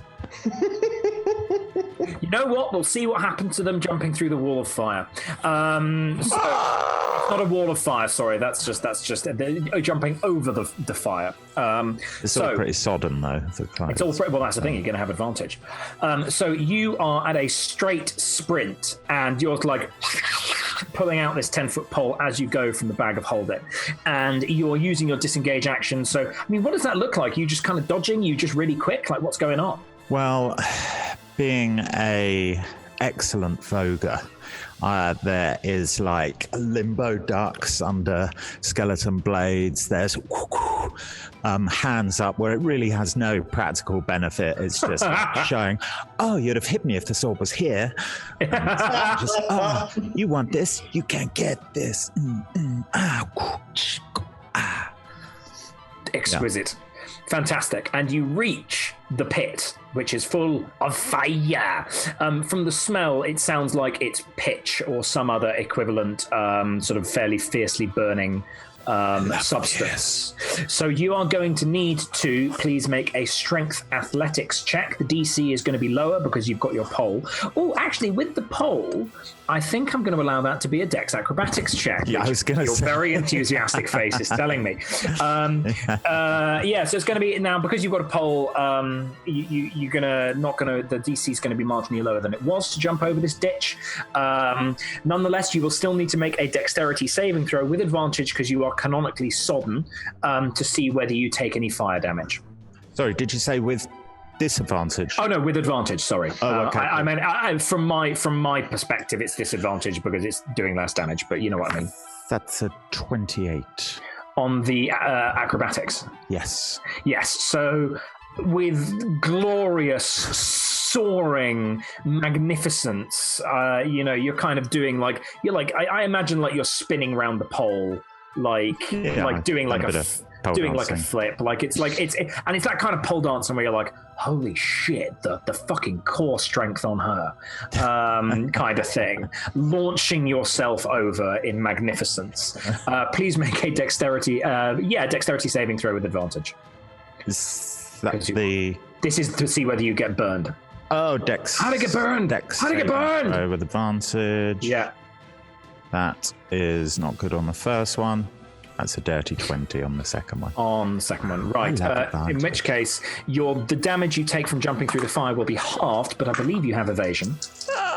Oh, yeah. So you would have taken 10 points of fire damage, but I take none. But you take none. I passed the thing. Yeah, exactly. Nice. Precisely. So if you'd failed, you would have taken 10, you would have taken 5, but now you take nothing. So I think, it's just, I think we can definitely fluff this, that a flourish on the pole means you time it perfectly to go between two sort of licks of flame. So it's like, it looks like a deliberately choreographed entrance in terms of the sheer success levels we're looking at. Now you can make your performance check with advantage. There's a lot of checks on this turn, but you're just doing a lot of things, and it might not be the number of actions you're allowed to take, but I don't give a shit. I am pleased it was with advantage. Because my first roll was a natural 1. Oh, halflings get a lucky feat, actually. Yeah, so you're lucky. That anyway. Yeah. I'm going to use that anyway, even though the second roll was pretty... Use your luck. Pretty sweet, just in case I sort of nat 20 or whatever. Yeah. Nope, I do not. That's a 26 for the second roll. I think it's not so much what you say, it's how you say it. There's no way in hell any undead is going to have the rich alto power of Ferocity's voice. And so it's more just sort of, it's also... They don't cheer. They're not like, hooray, people are coming to rescue us. They're more like, why is there a magnificently dressed halfling pole vaulting through the fire? What is going on? Ferocity would definitely in her mind think, unliving can't vogue. So she just lands. And there's just a moment of, yeah, babe. And they go back to fighting off the undead. And then she's like, oh yeah, I was doing something. Lovely. Aldrin, it is your turn. So Aldrin realizes, looking at the fire, the battle, the tower, that there's a bit of a time constraint here, so Aldrin's going to get on with it. He needs to take action, but stealthily. Aldrin's going to invoke duplicity. Strong. Create a perfect illusion of himself, which is going to run up to where Cecil and Tin are currently fighting. Give a little wink to Tin. And this turn is going to cast, as a bonus action, Sanctuary on Cecil. Ooh. Oh, big, spicy lad. What does Sanctuary look like? Sanctuary is not as cool as spilling the ferocity, but Sanctuary looks like essentially everything with Aldrin is a little bit shadowy. So it's the sort of the shadows of the flames that just kind of flickers, and then there's almost a dark flame that spreads over Cecil, and then a kind of a translucent shield that comes around, and just a hushed whisper on the edge of hearing. Oh, that's good. I like the hushed whisper. That's very powerful. So yeah, everything needs to make a wisdom saving throw to attack you now, Cecil, and undead are famously low whiz. Happy days. Does it go away if I attack anyone? Nope. It doesn't. Amazing. No, it's some of these level 1 cleric spells is really nice. That's for a minute. So that's 10 rounds. Is it concentration? Nope. Oh, no. If the warded creature makes an attack, casts a spell that affects an enemy, or deals damage to another creature, the spell ends. Oh, fair. Well, it's one round of happy. Yeah. It's one round of not dead. Of not go commit die. I will take that happily. Thank you. Very good. And yes, so we've already seen your Invoke Duplicity last session, which is that a perfect facsimile of Aldrin materializes next to you and casts that spell upon you. Discount Simulacrum. Poundland Simulacrum. Right. And now it is the skeletons go. Now, there are a lot of them. But 4 of them are going to see whether they can attack Cecil. It's a wisdom saving throw, right? Yeah, DC 16. DC 16. One of them, 3 of the 4 failed. 1 of the 4 succeeded. Is going to attempt to stab Cecil and is going to miss entirely. So that, I suppose, that's that. Meanwhile, another. Let's see how many are within striking distance. Okay, another 5 are going to attack Tin. Tin, what is your AC? 15. 15. Your AC. 2 of them hit. 2 of the 5. Okay. Not as bad as it could have been. Please take 10 points of piercing damage as flesh wound. So tis but a scratch. As they sort of shank you with shanking you with the short sword. Yeah, that's them. And then what would the others do? Anything? They don't know that the rest of you are there yet. Okay. 2 of them catch sight of ferocity and decide to throw spears at her. Oh dear, that was a natural 20. Oh no, crap! It should be with disadvantage because ranged attacker at disadvantage. Silly Justin. It's through fire as well. Through fires, through the fire and the flames, and the rain for that matter. So it would have been a natural 20, but that instead came out as an 8. So that's good. And what's your armor class?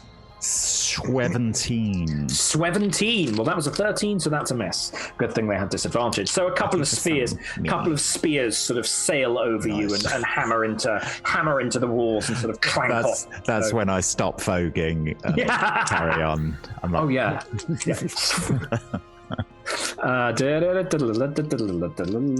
And the rest of the skeletons surge forward, and what you see is the front rank of skeletons are basically just marching directly into the fire and being consumed, but you do see that by doing this they're starting to form what looks like a barrier or bridge of bone. As they collapse into the pit, they're starting to fill it. And they're basically getting incinerated as they march. Trey, it's your turn. Cool. So because I can also dash or disengage as a bonus action, and I'm a lot faster than ferocity as well, I am going to continue after and do the fire jump. Right. Nice. I'm shouting, some of my friends might be coming through. Can you please make a so first of all I'm going to need a strength athletics check to see you get across the pit, and the next thing I'm going to need is a dexterity saving throw to see whether you get burned. That's 25 on the athletics check. Holy shit. So you just sort of, again, like, you're all just showing off now. Like, this is like, do a flip, and you do like a 3-point landing or something hideous like that. Sort of Superhero landing. Yeah, full superhero landing. And can you please make the dexterity saving throw to see whether you get burned? Yes, I can. So that is an 11. Oh dear, you get burned. How to get burned? You take 13 points of fire damage. Oh, you should have advantage on that because you're soaking. That's actually... is that AoE? Yes, it is. I have evasion. What's AoE? Oh, area of effect. That would be hard. So roll again because you had advantage because you are canonically sodden. No, it's a 10 this time. Okay, so it's worse. It's worse. So you take half of that. So 13 divided by 2, rounding down, is 6 points of fire damage. So you get a little singed. I think what happens, like I like to imagine that as you jump through, like some of the more trailing clothes get a little bit sort of like burnt off, and I think one of your scent glasses shatters in the heat or like shoots a cork out. No. There's a faint smell of, I don't know, something that would probably like gasoline or something. There's a faint smell of naphtha as this thing burns up. But you are on the other side, and because you're faster, Ferocity, basically, you land and start voguing, and then Trey just rockets past you. Can I kind of pick her up a little bit as I go? I'd love that, but unfortunately, you've already used all of your actions in the turn. Yeah, and that that's is fair technically enough. an action. Like, we will see what happens next turn. Cool. Can I just jump on see you there? Exquisite. Very good. So for that was Trey. It's now the zombie horde and the whites and whatnot. So Okay, 2 of the whites are going to continue marshalling the troops forward and ordering them about. One of them is going to turn and is going to, having seen you annihilate brethren, is going to attempt to attack you, Cecil. And crit fail the wisdom saving throw. And is not in range to attack Tin, so is going to just sort of at you, Cecil. So a white sort of comes up and raises its sword and just sort of the bale fires sort of burn in its eyes. It just sort of doesn't seem to know what's going on. It seems confused. So that's white. So you don't get any white attacks, which is nice. We now have a great many zombies. So lol, let's see how these guys do with their wisdom saves. And not a single one of them can attack Cecil. They're just like but 4 can definitely attack Tin. Your armor class is 15, was it? Yes. Yes. One of them hits with a slam, and you take, it's terrifying, it's 2 points of damage. Oh Jesus! How will I go? Basically, you get sort of gently pawed by a soggy hand. It's like. I doubt she notices, to be honest. Yeah, you don't. You're like, there's just a sort of, and you're like, I didn't feel a thing. Thank the gods, I prepped those healing spells. Yeah. It is now Hoskins' turn, who dutifully moves and flanks the white. The other zombies don't really seem to notice Hoskins because Hoskins is likewise a zombie. And what better way to camouflage a warrior than by looking like another zombie? So you will have advantage on your next attack roll against the white, Cecil. You will also be able to activate your sneak attack because you have an ally within 5 foot of it. And it is now the mummies go. Okay. Very good. And let's see who they choose. All 3 are going to attempt to go for 10. They're just kind of pushing through the group. 2 of them can't reach, 1 of them can. So the mummy, as it advances towards you, its eyes blaze. And again, you feel the dread of the grave sort of forcing onto you. Can you please make a wisdom saving throw? I'd rather not. Come on. No, that dice is in dice jail. Hold on. It's a 6. I'm so sorry, Tin, but as this mummy marches towards you, you are filled with an overwhelming, crushing sense of dread and fear, and all of your confidence seems to be sapped. Raging doesn't affect fear, does it? Not raging. Yeah, and I think as well that's only on Mindless Rage, which is a berserker ability. So what you feel is an overwhelming awareness that this abomination seems to somehow be communicating that your ancestors' continued life in your axe is a lie. It's an illusion, and that's the fear that you feel. Is you suddenly get assailed by doubt of, maybe I'm not going to live on forever in my axe. I'm so furious on her behalf. Yeah. So you are now afraid of the mummy. As long as this mummy is in your eye line, you have disadvantage on attacks and ability checks. And if you can, you must use your movement to move away from the mummy. You are afeared. Alas. Right. And it's used its dreadful glare, and it's now going to try and punch you. Your armor class is 15. It has hit. You take 11 points of bludgeoning damage. Mummy curse. And Lasai. And 12 points of necrotic damage. Of course I do. Please make a Constitution saving throw. I'm assuming your constitution is higher than 21. Yeah. You are absolutely fine. It punches you and it hurts, and you feel the skin necrotize, and it blackens. But your powerful immune system forces away this hideous curse. You are not cursed. You are not cursed with Mummy's Rot. And back we are to the beginning of the round. So that was one round of combat. This shit takes ages.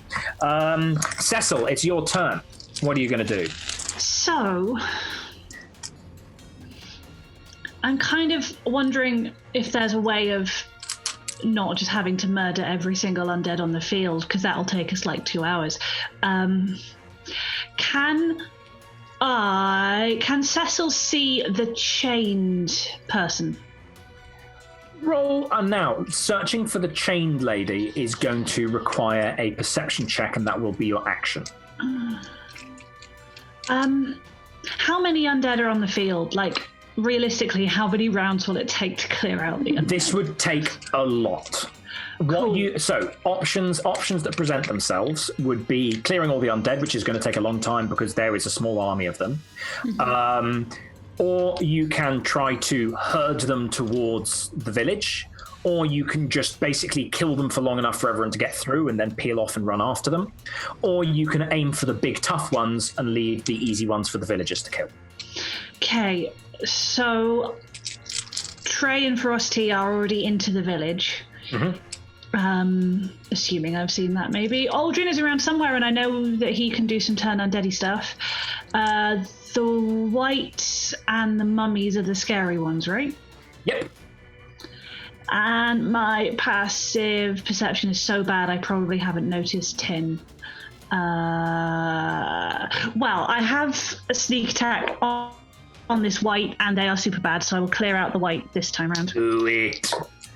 Flanking gives me advantage on the attack. You do have advantage. Right? Yeah, flanked by, what is it? 26 to hit. 20 a lot. It's a hit. Gorgeous. Gorgeous. So that's a 1 on the damage. That's 6, but then a lot of sneak attack. 6, 12, 14, 18, and 24 points of damage. 24 points of damage. Okay, so the sort of nimbus of dark fire is sort of burns out as you absolutely hammer your dagger into this white and do a hefty amount of damage. It's not down, but you've given it a good shanking. What would you like to do with your bonus action? I would like to start being as incredibly visible and loud and distracting as I possibly can. And so I think I will disengage from the white, and then with my movement be obnoxiously obvious and try and get as many undead as possible to follow me away from where Ferocity and Trey have run and away from the most vulnerable looking villagers. Fucking superb. Absolutely gorgeous. Might even get my violin out. Oh, yeah. So you're not going to be able to get your violin out this turn because you need to stow and draw. What are you in for fluff? Okay, yeah, fine. For fluff, what I'll say is you can like open the case and like plink the strings a bit. So you're like, ding, ding, ding, over here, yo. I'm going to make you make a performance roll to see just how distracting and irritating you are to the undead. You're performing a taunt. I have no modifiers. Let's see. That is a 15. 15. So you don't get loads of them, but you get like a bunch. A bunch of them are like, kill annoying man. Kind of vibe, and you certainly get one of the whites and one of the mummies turn towards you and start marching towards you, marshalling their troops as they as this horde comes towards you. You have successfully distracted, I'll say, let's say a quarter of the horde. Thought it through, I'd have done that without attacking because I'd have kept sanctuary. Never mind. It's all good. You've managed to distract a quarter of the horde. That's really, really nice play there. I really like that. I think actually, you know what? I might grant inspiration for that because that's a really nice, fluffy and character-driven play, and also one that puts you in a massive amount of danger. Just for you, Justin. Just for me. Tin, it's your turn. Okay. If I were to turn around to face away from this mummy, would there be other things I could attack in the other direction? No, because it's sort of forced its way through the horde.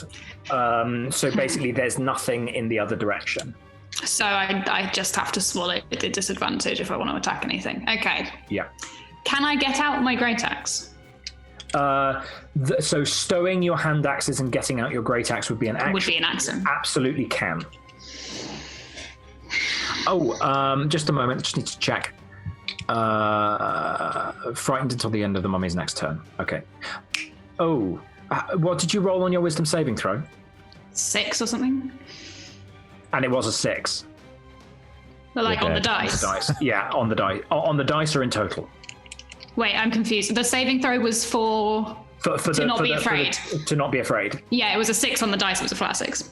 So it's a flat 6. So unfortunately, that means that you failed the saving throw by 5 or more. I misread this. You are now paralyzed. Okay. Basically, the sheer overwhelming dread of this being and of the idea of your not going on and living with your ancestors has frozen you. Nonetheless, Cecil has managed to pull a shitload of them away. Okay. So you're not quite as fucked as you might be. Well, what can I actually do with my turn if I'm paralyzed? I don't think nothing. I don't think you can do anything. I'm afraid. I'm very sorry. How does one stop being paralyzed? The effect ends at the end of the mummy's next turn. At the end of the mummy's turn. So when the mummy acts this round, the effect will end. Right. Sorry. It's fine. Okay. So that is Tin. Ferocity, it's your turn. I'm just going to jump on Trey. Fair enough. Ride, Treofax. Show us the meaning of haste. Am I just a mount now? I think. Well, I didn't know if you wanted to come. I didn't want to sort of railroad you into doing this, missing combat, But you're following, so. Yeah, you jump on Trey's back. Is there anything else you would like to do? Anything action-wise? I will take the dodge action. Oh, yes, the much underused and maligned dodge action. I've never used it in my entire life. It is actually really good. Like, that's the thing I was reading up, and it's actually there are a lot of situations where it's better to take the dodge action sometimes. So massive. So you dodge. So you're basically dodging things. That means that all attacks against you have disadvantage. I would also like to say, I hope you don't mind, Trey. It is okay. Let us go. Superlative. Anything else Ferocity would like to do, or are you? I'm considering taking out the violin, but I'm not doing it yet. I've had the hand drum, going on to the violin. It's Aldrin's go. So, Aldrin's perfect illusion, that to all intents and purposes is Aldrin, is going to cast, as a bonus action, on the now paralyzed Tin, Sanctuary. Excellent. Delightful. As an action, Tin, Yes. you notice, presumably you can still see even when paralyzed, you notice the illusory Aldrin casting a spell. Just to check, I was under the impression that you cannot cast 2 spells in a round. Oh yes, one has to be a cantrip, you're absolutely right. Yeah. In which case, I don't cast the bonus action. Yeah. Don't cast Sanctuary. My bonus action, I whistle. I don't whistle, Jesus. I whistle without making noise. Don't worry about it. It's fine. In which case, Justin, you're quite correct. Yeah. Tin, you still notice the illusion casting a spell, and you feel a change that you can either resist or embrace. She embraces it. You feel your bones beginning to grow, your form beginning to shift. I'm so happy we're doing this. The sounds of primal rage echoing through your conscious mind as you start to grow and change into a giant ape. Yeah. It's Queen Kong. I'm Queen Kong. Distractionary meat shield initiated. This is literally guerrilla warfare. Oh my god. 10 out of 10. That's superb. Brilliant. And Aldrin will use his movement to start stealthing towards the village. You're a fucking wrecking ball now. I cannot wait. But at the moment, I'm still paralyzed, so I'm just a giant monkey standing there, like. Oh. Yes. I'm so fucking happy. I would just like to take this moment. I've got the giant ape stats up now. Yeah. This makes Tin more intelligent. Oh, bless. Tabulous. And yeah, stealthing towards the village. Right, very good. You've already rolled a stealth roll earlier. We're going to maintain that stealth roll. You haven't cast spells. Your illusory double has. So yes, you begin stealthing towards the village. You're now about 30 foot away from the wall of fire. It's now the skeletons go, and skeletons cannot feel fear, but there does seem to be, at the very least, a moment of and then they snap out of it and begin attempting to stab the giant ape that's standing in front of them. Now, unfortunately, they're going to have advantage on these attacks because you are paralyzed, but you are nonetheless a fucking stack of hit points. Oh, hold on, let me. What's my AC? I've just pulled it up. The armor class is 12, so that's 1 hit, 2 hits. Mm-hmm. That was a crit fail and a 1 and a 3, and that's 2 8s. So you take. Oh no, 8s, they've got +4 to hit. So you take three stabs. Mm-hmm. I just need to check to see whether they're automatic crits as a result of being paralyzed. I bloody hope not. Me too.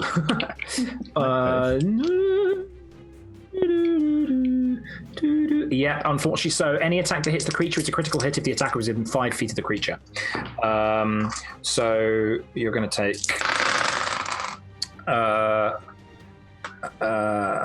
maths. 10. You're going to take 26 points of piercing damage as a sort of bunch of skeletons are just sort of stabbing at your legs. Sort of like, and it's nothing. It's nothing. It's barely anything. It's just like little pinpricks against your apish majesty. Excellent, lovely. Trey, it's your turn. I dash, I go. Oh, snap. Yeah, sorry, just to let you know that there's a bunch of skeletons going towards you, Cecil, but they don't reach you. So there's a bunch of them have peeled off and are coming towards you. Sorry, Trey. Cool. I go as fast as my mechanical and wooden legs will carry both me and Ferocity. Amazing. Which I believe is 180 feet. What? Yo, you're a monk, aren't you? Oh, my word. So run me through how you're getting 180 feet of movement. Okay. So my base walking speed is 45 feet. Doubled to dash is 90 feet. And because I can dash as a bonus action, as well as my main action, I think. Have I getting the rule wrong? Oh, I think that wouldn't be 180 feet. That's going to be 135 feet, which is still disgusting. Yeah, I'm not good at maths, but I'm good at running. Do you get? Have you got step of the wind or anything, or is that what you're doing to bonus action that? Yeah, that's what I'm doing. Right, that's what you're doing. I just want to work something out. Right, so you're doing 135 feet.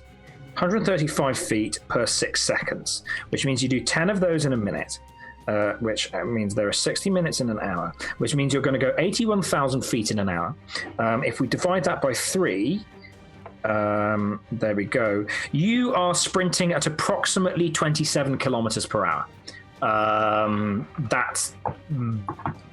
That's big. That's very impressive. That is, that's like a 3. That's like a 2.5 minute mile. That's insane. No, not 2.5 minutes. That's 2.5 minute kilometer. So it's still like a 4 minute mile. Yeah.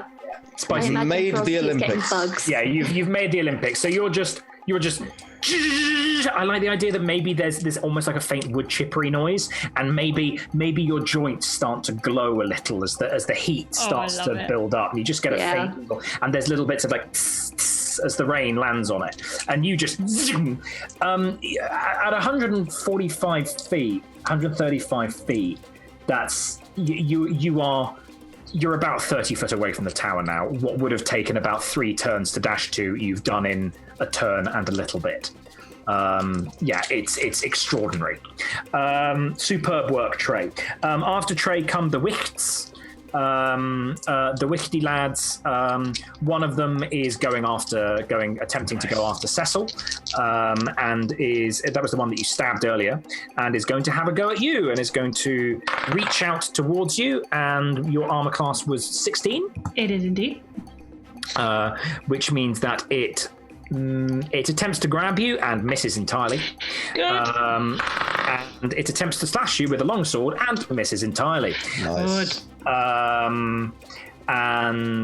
It is notable that the clouds are extremely heavy. In fact, they seem unnaturally heavy storm clouds, to the extent that it feels like you're not actually in sunlight. There's a kind of swirling black cloud over the village.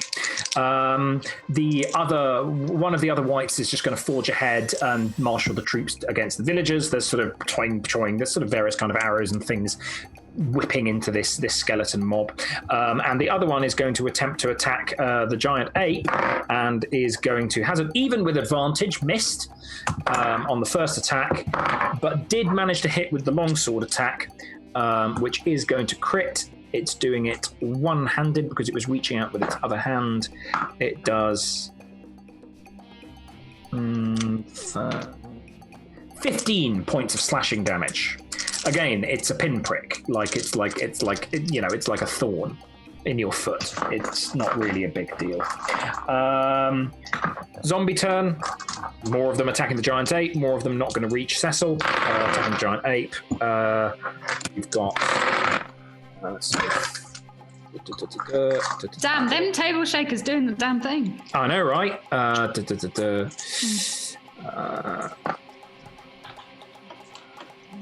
That's another 15 points of bludgeoning damage from the zombie mob against you. The mummy is now going to have a crack at you. So Cecil, one of the mummies turns to you and stares at you and sort of... Can you please make a wisdom saving throw? Come on, Cecil. I believe in you. Wisdom. Oh no. That is a 16. You are not frightened, and you are immune to the dreadful glare for the 24 hours. Nice. It basically stares at you, and you're like, "I had wealth from my father," kind of vibe. You know, it's very much like you can't frighten me. I was at boarding school for a month. Only recognise one mummy. Yeah. She was actually my nurse. Right, okay. Glad to see the painful hours of character building are coming out in cheap jokes. That's what I want. Yeah. Literally what they're for. Hours of character building for a cheap gag. Expensive jokes, surely. It's all the palette. All of the best. All the palimpsest, though. We see it. We've got the flame. Whose go was it? We just had one mummy. Yes, we just had one mummy, and one mummy it needs to strike. Is going to have a punch at in ape form, and lol is going to roll a 1 and a 5, so miss entirely. Am I not frightened anymore? You are no longer frightened. Sort of, I think maybe the way that it happens is the mummy essentially attempts to punch where you were, and just like punches between your legs, and then sort of, and you look down, and it's like, oh, you done fucked up now. You little mummy boy. What's his, I want to say Havelock. Anna, please climb the wizard's tower. If I can make that happen. Grab a mummy, climb the wizard's tower. Oh, amazing. What's your lad name? Hoskins. Hoskins. I keep on. I basically go through every H. I need to write it down. Hoskins. Keep on wanting to say Havelock, Havering, Halbert, Halibut. Very good. Okay, so that's the end of round 2. Boom. Cecil, it's your turn. There is a horde of things coming towards you, but you do not quail at the mummy's dreadful glare. You are immune to that ability now for 24 hours. What do you do? So, Cecil is terribly worried at the idea of anyone attempting to do negotiating, intimidating, diplomatic stuff without him. So he is going to do his very best, look over there, and then try and double back with sending the horde of zombies and undead in the wrong direction. Just point at Tin. Like, no, because I don't want you to die. No, do it, please. Okay. Tin is now a giant ape. That is true. Cecil, in that case, I think will wheel around as far as he can get with dash, because I can dash on action, bonus, and movement, right? Because I'm a roguey rogue. Trying to get them distracted by going, look over there! It's going to be an action. Great, I will double dash them. Still will be able to single dash if you try to distract them. Double dash still? Because I have a bonus as well, because I'm a rogue. Well, what I mean is you move. Yeah. You take the action to go, he went that way, and then you dash. Gotcha. That makes sense. Understood. So it's a single dash, but you are allowed to take the action. That thing. So I think, having spotted that Tin is now a giant ape, I'm imagining looking really gleeful whilst just ripping apart lots of undead. Cecil will wheel around, going, get the ape! Bad ape!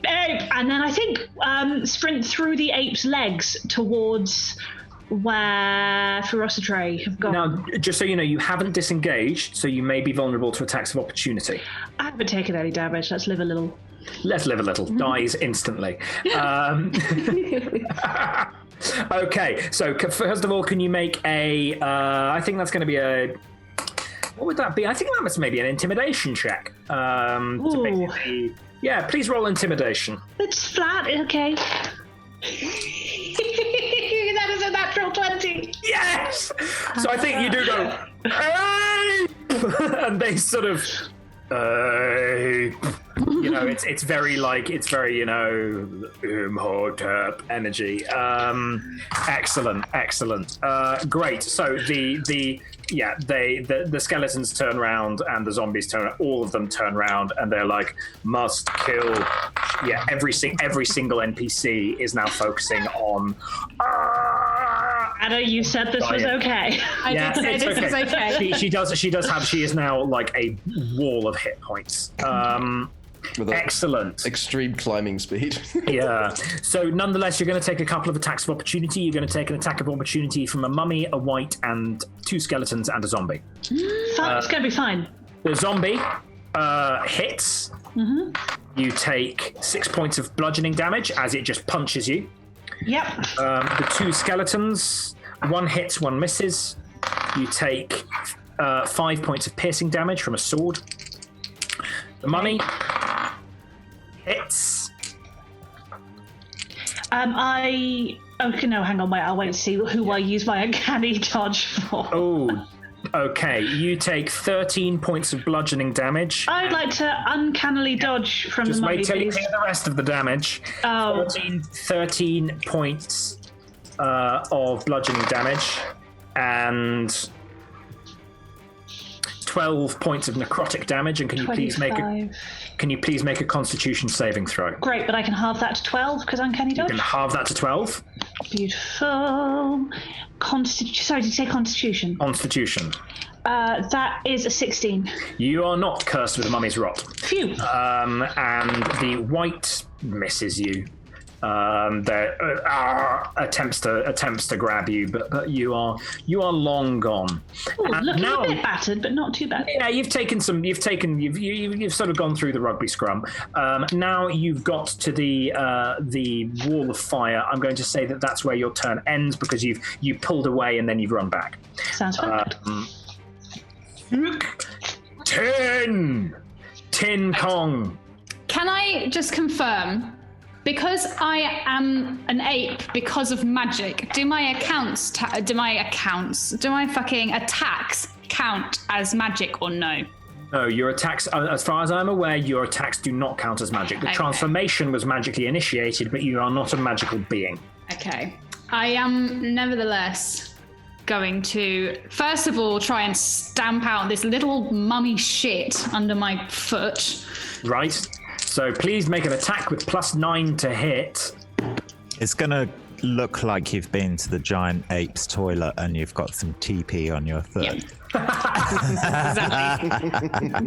That is a 27 to hit. 27. Hey, that's a hit. Yeah. Am I rolling these dice? You need the only way with +9 to hit. Mm-hmm. You need to roll a critical failure to miss. Oh my god. Yeah, so I stamp on this fucker. Yeah. I've got here 3d10 + 6. Is that correct? That is correct. Please tread on the mummy. That is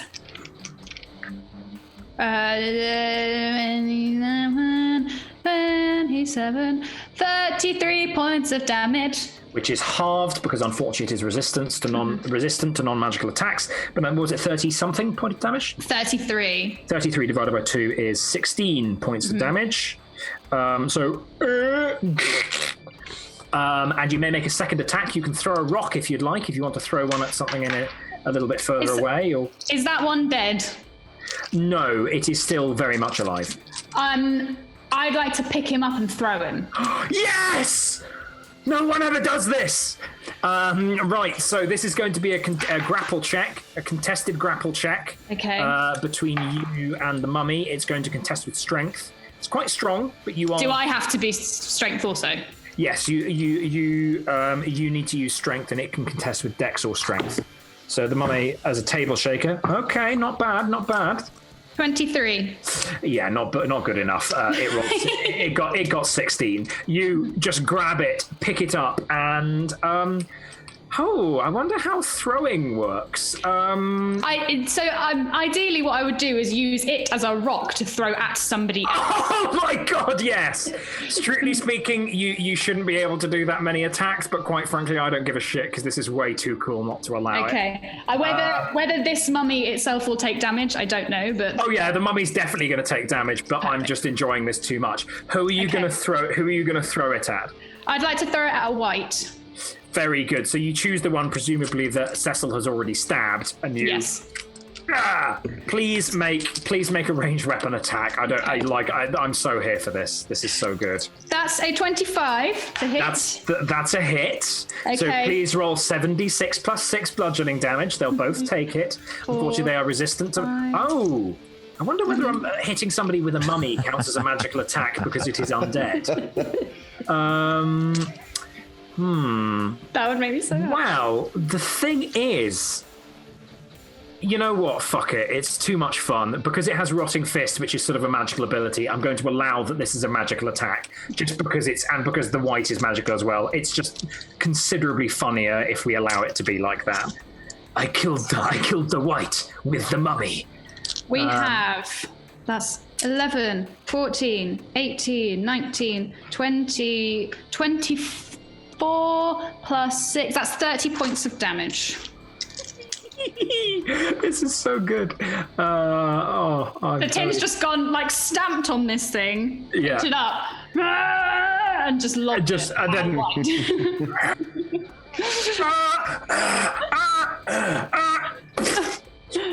how much damage was that? 30? 30. 30. Straight 30, okay. Yes. That is inspired. So the mummy, basically being javelined at this white, smashes into the white and basically obliterates its ribcage. It just passes straight through. So you just get this sort of a momentary like head and arms, and then they just to the floor. The mummy hits the ground and plows along. So the initial impact is going to has caused 30 damage, which means, astonishingly, it's not quite dead yet because mummies are chonk. It's failed its dex saving throw, though, so I'm going to have it take some bludgeoning damage because it's just funny if it does. Let's do that. So 10 divided by 2. So the although the mummy was not killed by passing through the white, it's sort of and then it just into a wall and just like, so it's a bog body. It's not wrapped in bandages. It's like a kind of old gaunt, like Lindo Man or something like that. One of the bog bodies. Like it's all kind of brown and leathery, and it's like throwing mud at a wall. It just just sort of it just sort of concertinas into the wall and spreads out, and one of the rocks on top of the wall just falls onto its twitching head and splatters it. It's like a bog roll, right? Yeah. do. Excellent. So Tin is fucking King Konging this shit. I'd just like to, as a free action, turn to where I think Aldrin might be and do my best sort of ape smile. Can you make a performance check, please? Yeah. Okay. Oh, I'm making a performance check as an ape. So is that the charisma? The charisma of the ape. Yes. So it's not going to be a good sentence I have never said before. Use the charisma of the ape. Available in all good bookstores. Yeah. I rolled a 2, and its charisma score is -2. I think what happens is you turn, and it's not like a happy grin. It's like a rage-filled grimace. It's terrible. I rolled a 0. And in the wrong direction. Yeah, you just grimace where you think Aldrin is. It's just like, why is she gone looking over at that field and smiling? Oh, God's sakes, I love this game. Ferocity. You are near the base. You are near the base of the tower. I will allow you because I think I'm going to allow you and. Well, let's see. We'll run the end of this round and then we'll see what happens. So, the gnome said, the dragon said that the gnome kept the gem, the runestone, in his basement. Mm-hmm. So I want to see if there's any underground windows or ground floor windows or a door, but that wouldn't be my first option. So there are a couple of small windows that you might be able to squeeze through. There is a door. It's quite a big kind of, again, like it's sort of, when the illusion is up, it's a beautiful kind of hobnailed, fantastic oak, magnificent door. And when the illusion drops, it's like old and mouldering and kind of a bit rubbish and held together with string. Okay, now because I know this is an illusion, does that mean it doesn't affect me?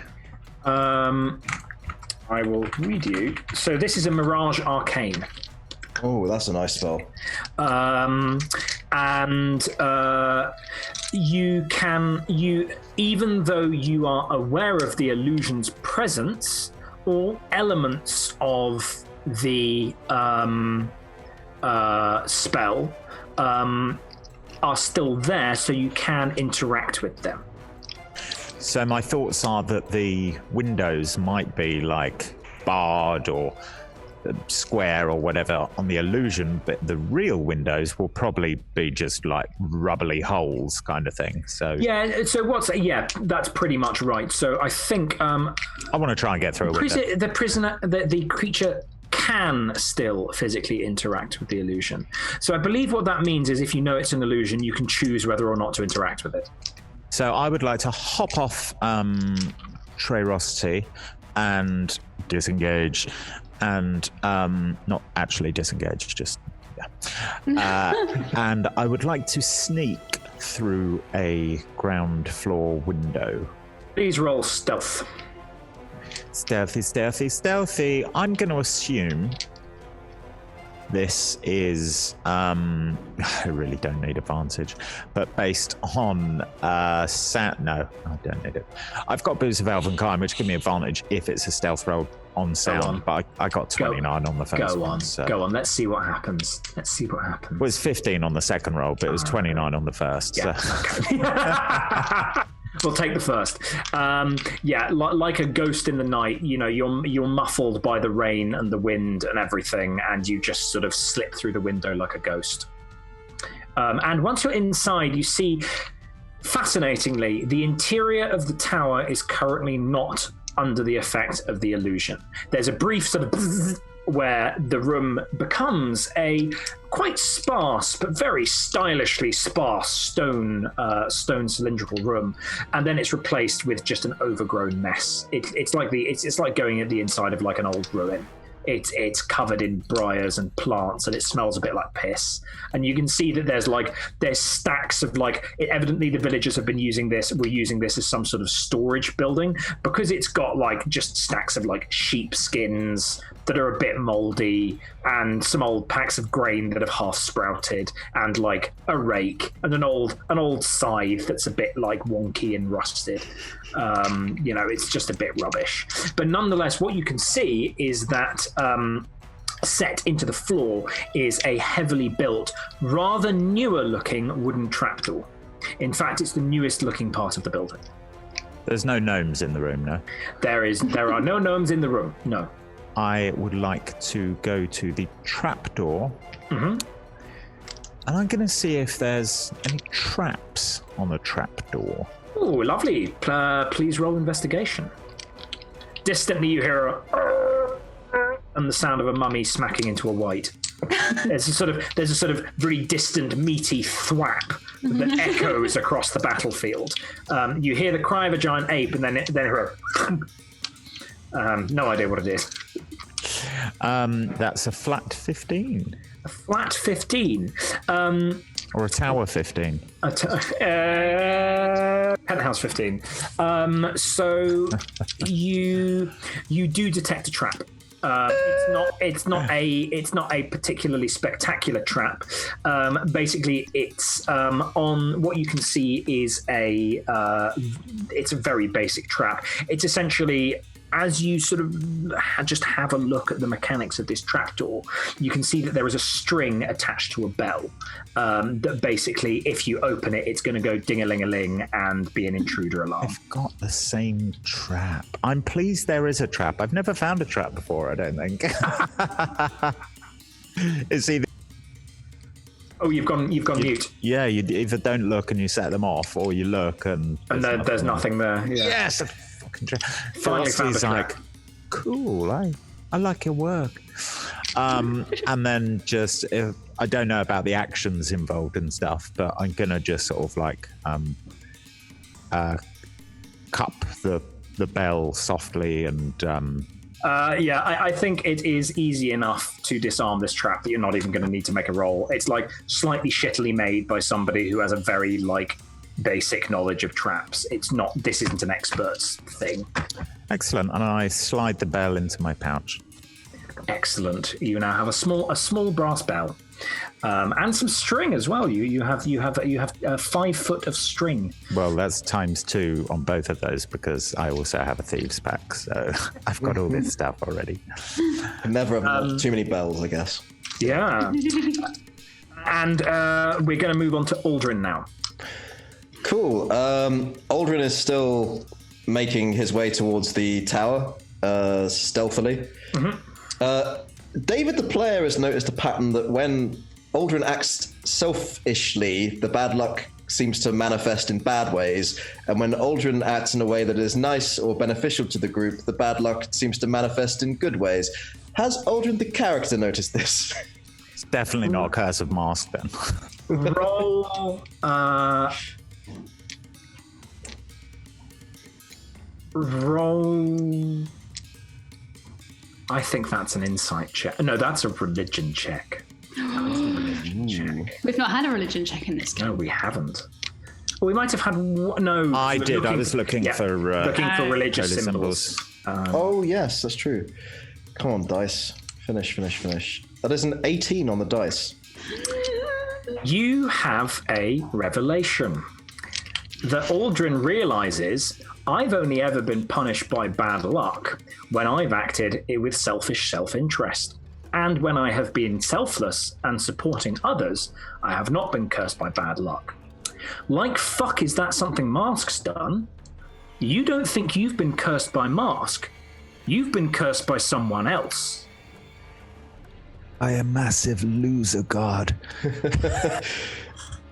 It's not Tiamat. It's certainly not the Queen of Queens, no. Wow, that is a revelation to Aldrin. Using this newfound knowledge, it's probably a good idea to try and be nice. Am I at the wall of fire? Can I get to the wall of fire? You are at the wall. You are at the wall of fire. Is it fair enough to assume that because the rain is torrential and the fire hasn't gone out, that it's probably magical in nature? No, it's not magical in It's not magical in nature. What it is it's basically it's like a pitch fire. So because the water actually basically just acts as, I can't remember exactly, but there's basically a thing where if you've got like a petrol fire, water just sort of makes it worse. That might not be how it works, but I don't give a shit. I'm the DM. That's how it works. I was just thinking that I'm going to have to go through this and risk a con save that might completely. Well, Tim would die. However, I've just realised there's another way I can get through this potentially. Would this be something that begins with D and has a D in the second word? Sadly not, because I only have 1 4th level spell. This is a spell that begins with B and rhymes with link. Ah, right. Spicy. So, are you going to do it? Yeah. Why not? I blink, and I have to make a roll. Please roll away. What do you need to roll for? Whether or not I actually go into another dimension. Curse him. That is a 13 on the dice, which means I vanish from my current plane of existence and appear in the ethereal plane. And then I can move at the start of my next turn, up to 10 feet through the ethereal plane. Fantastic. So at the start of your next turn, you're going to be able to move back into reality. Very good. So you,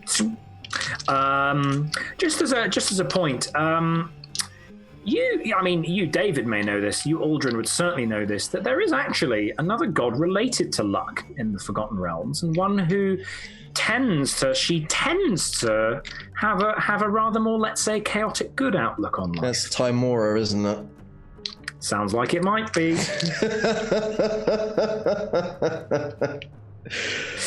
Oh dear, and Timora is very much associated with where I'm from.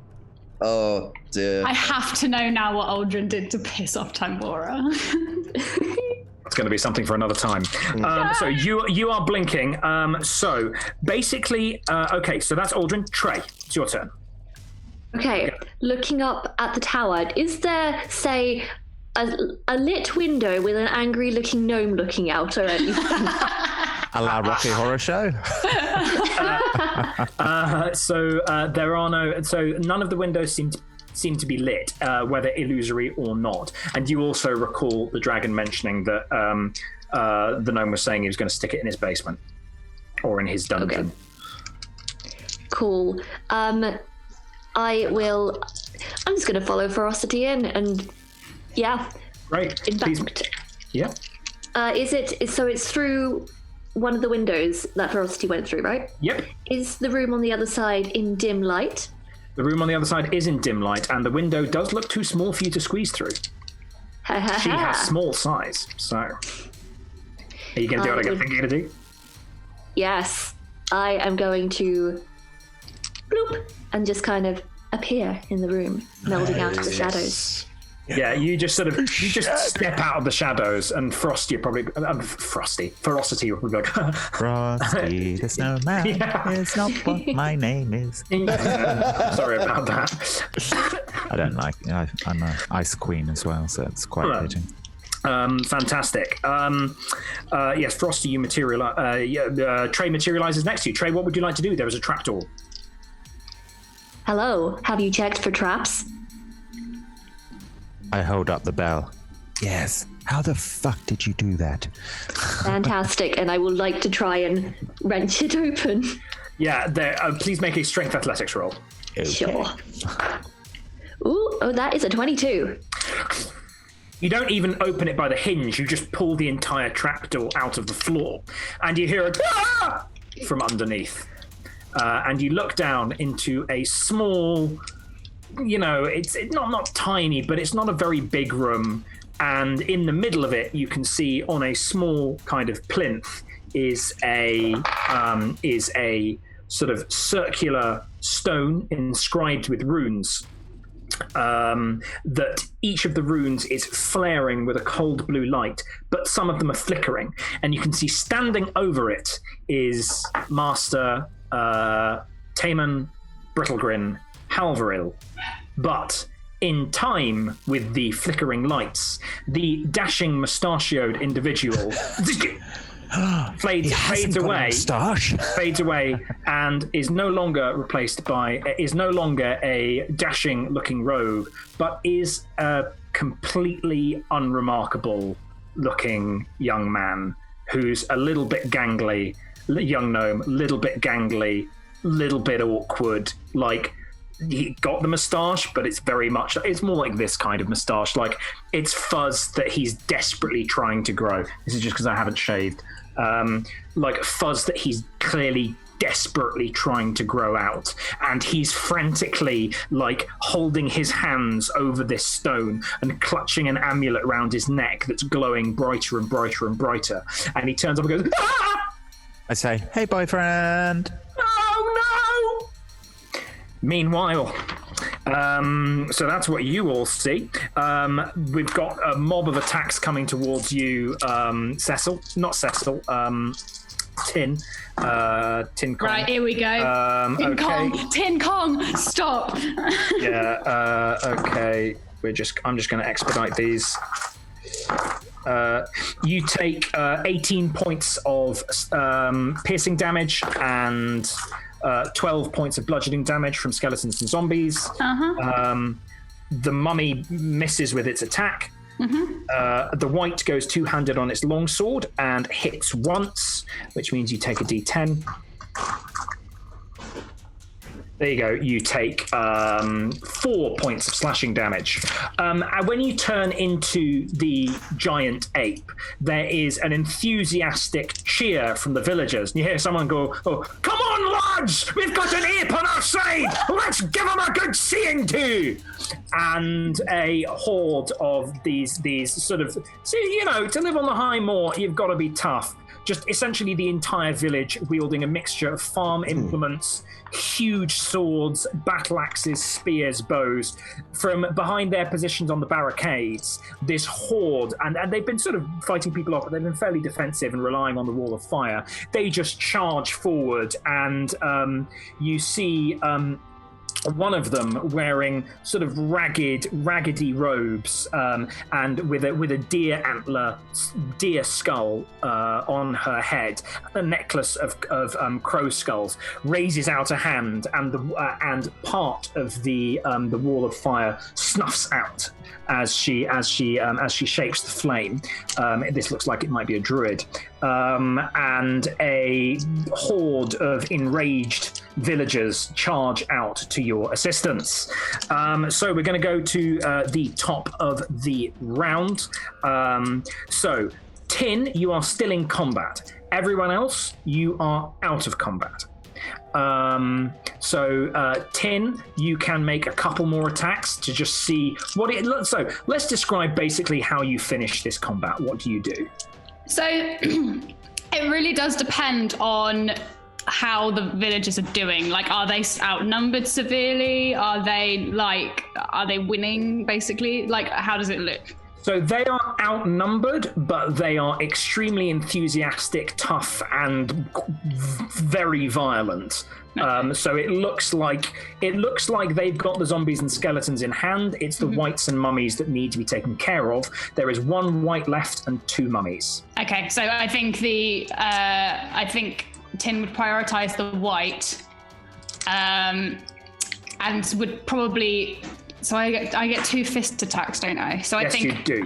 I think I would punch down on its head.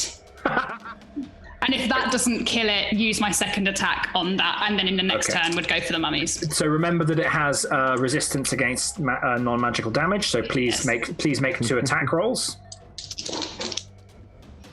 That's a 29 and a 26. Okay, that's two hits. Please roll. And one of them's a crit. Sorry, one of them's. Holy shit! Yeah.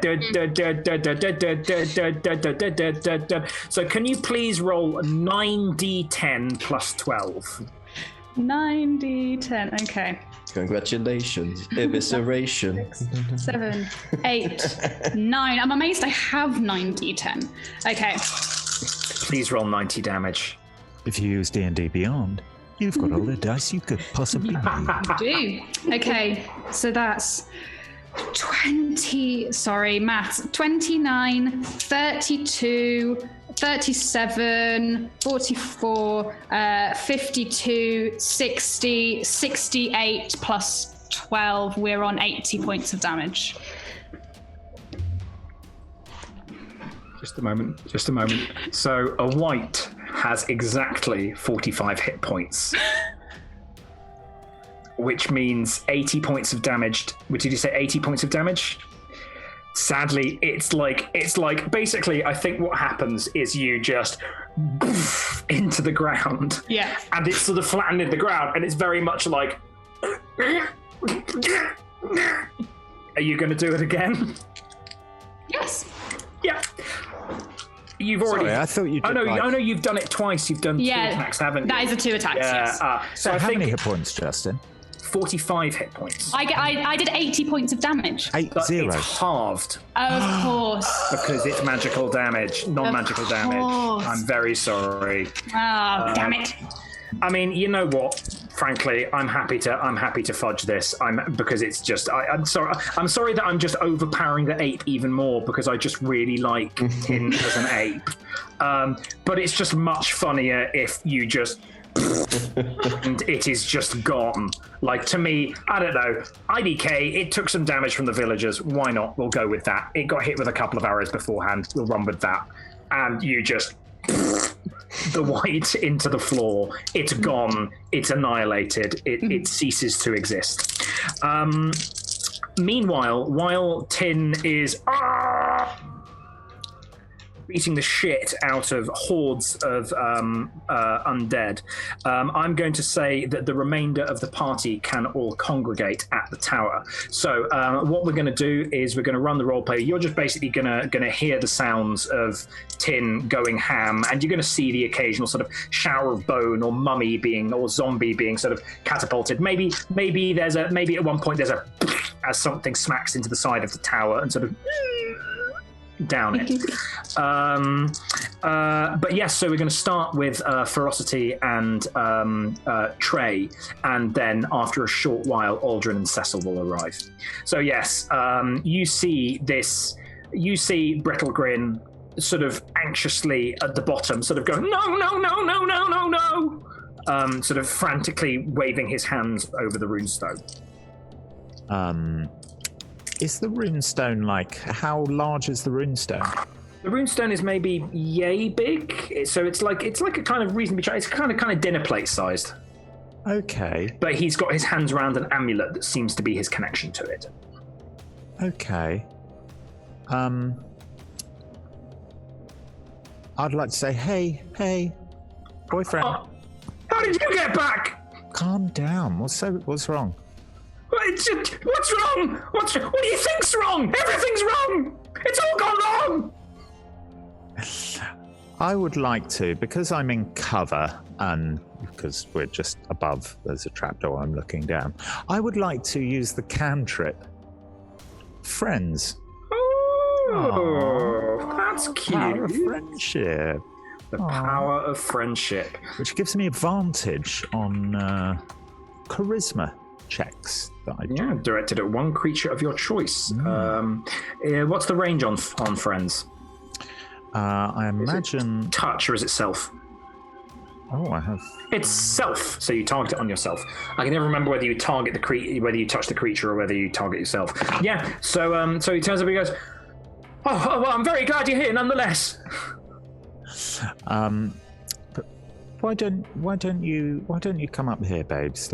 Calm down. No, it's much safer down here in the basement. Much safer down here. With you. Please do. Come on, come down. Who's that? And points at Trey. You remember Trey? Yes, of course. Yes. Well, how did you get back? Babes, don't worry. Everything's fine. Can we do anything for you? How are you feeling? Just help me get this organized. I need to push these undead off, and I can't. I'm not good at this. We've got it under control. We've got a giant ape out there, babes. What? A giant ape? Yeah, I'm not sure how it happened either. Yeah. And I would like to try and persuade him to just gently calm down and get his hands off the runestone. Just please make a persuasion roll. Happily. It's not as good as my performance, but with that was so close to a nat 20. Oh, 15. 15. Do you have advantage because you're friends? That's with advantage. With advantage, it's 15. Yeah, so I think he's still clearly incredibly panicked and anxious and nervous, but he's sort of starting to simmer down a little bit, like he's a little bit more with it. Trey, what are you doing during this? I would like to come down into the basement and just kind of squat down, because I imagine I have to go quite low down to reach eye level, and punch just kind of.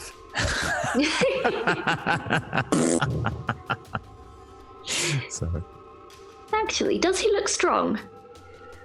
No, he does not look strong. In fact, do with this information what you will, it looks like he probably has 10s in every single one of his stats. Okay. Is there space behind him? Yeah, there's a bit of space behind him. Like it's not a big room, but there's probably he's like in the middle of the rooms. There's definitely space behind him. Okay. Cecil and Aldrin, you've reached the tower, by the way. Cool. Yeah. Heading down. Sorry, we'll come to you in a moment, but we'll just keep on going with Trey. Whenever we can get just there. So you know. Yeah. Trey. So while Ferocity is placating him down there, I'm just kind of like, yes, while I take out my portable hole and place it on the floor directly behind him. Massive play. Oh my god, I love it so much. Massive play. Can you please make a stealth check? Yes, I can. Would it be with advantage? Because okay. I'm distracting. I think so. I think you're going to be being helped by Ferocity. Okay. Don't look there. So look that at me, is look at me. a 21. Yeah, you just very quietly place the portable hole directly behind him. Oh my god. Is there anything else you do in the meantime? Or... When is a good opportunity. I would like to just tap him backwards.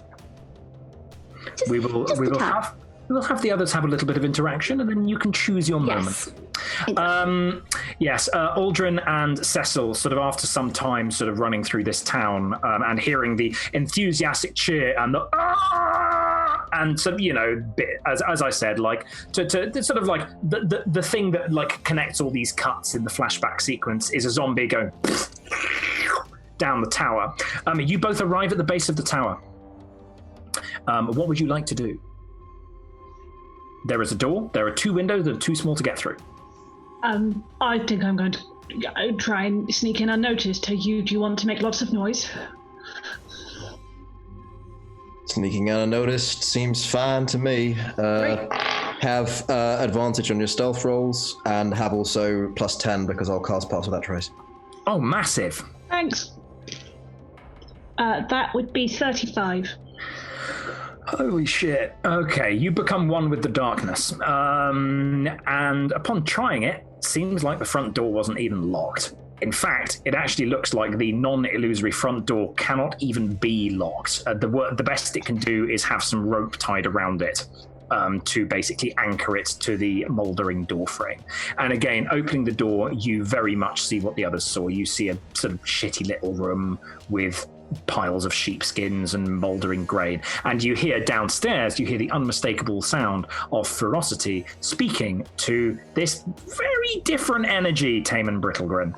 And if you get to the edge of the hole, you will look down and see the handsome, dashing rogue 1940s star image being replaced by I am a 17-year-old who spends a lot of time on the internet kind of vibe.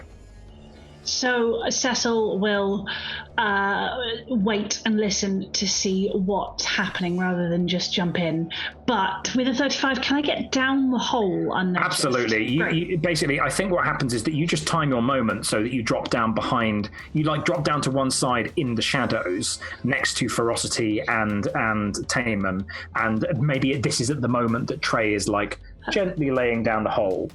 I'd like to be flanking Taman, so if he tries anything, I'm there. But otherwise, I'm waiting. I'm going to say simply by the geography of the room, Trey doesn't notice you drop down, but Trey, you will be like, oh, Cecil's here now, and do with that what you will. When I do, can I give him a thumbs up? Absolutely. Just from behind. Great. And Aldrin, what are you going to do? Sure. Just because it's, I'll stealth in as well, just for the sake of cool. I kind of imagine just dropping down concurrently, but unlike Cecil, who will remain stealthed, Aldrin would just break stealth, a little tip to the cap, say, "Hi." No, it's not meant to go like this. It's not meant to go like this. It was meant to be good. Shh, don't worry. How did you get back? Because we're fierce, bitch. I mean, I can't pay you. I don't have anything to pay you with. This was all meant to be so much easier. If we're out of combat order, would you allow me to cast Zone of Truth? Yes, you may. Aldrin will cast Zone of Truth. Meanwhile, Tin, do you think you would come and join, or do you think Tin would just be going ham on whites and mummies and skeletons? Oh my. Okay, so I think what Tin is going to do, she's going to come in between the 2 mummies and just punch outwards. Yes! Please make an attack roll on each of them. And then once she's done that, regardless of whether they do or not, she's going to bound over to the tower in ape form. I want this to happen so much. Yeah, me too.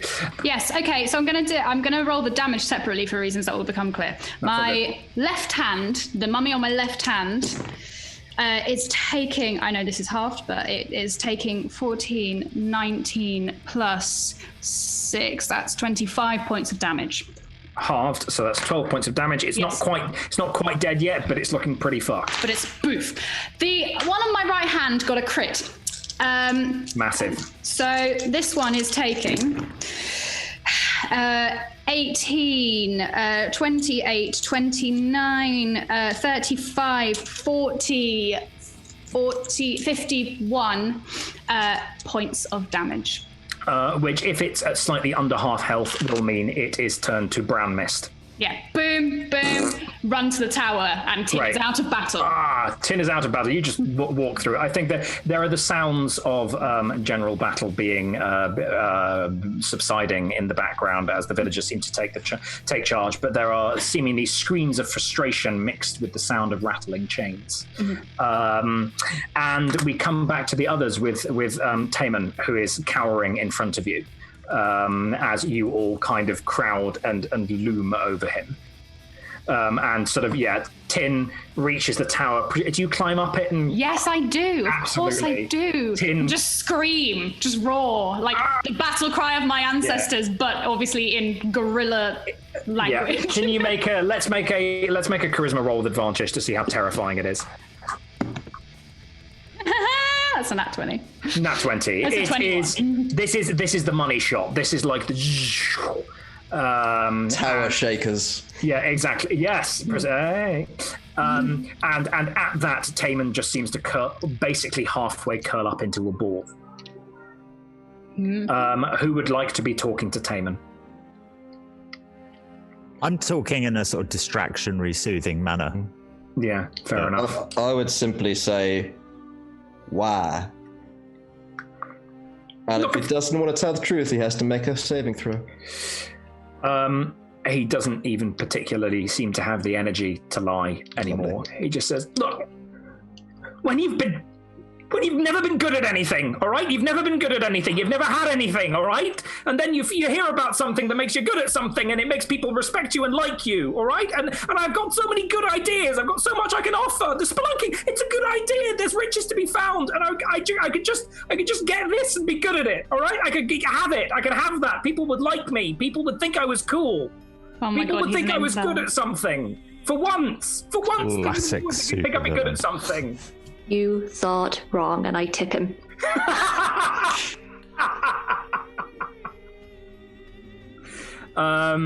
Please make a. We're not even gonna contest that. He goes and into the portable hole. Gather it up. He is in the portable hole. He has a few minutes of air. He has 10 minutes of air. He has 10 minutes of air. Oh my God. And as he falls, I'm going to say the amulets are sort of and falls onto the floor as he falls into the hole. As he falls and the amulet slips off his neck, or he sort of pulls it off and drops it, there's a sudden moment of silence, and then a strong wind blows through the town. And Tin, as you're on the side of the tower, whoa! The illusion disappears, and you are left in a moderately attractive, but fairly plain, Highmoor village. And as it passes, you hear the sound of screaming and rattling chains seems to subside somewhat, but you do hear clanking. And looking out, you see the villagers parting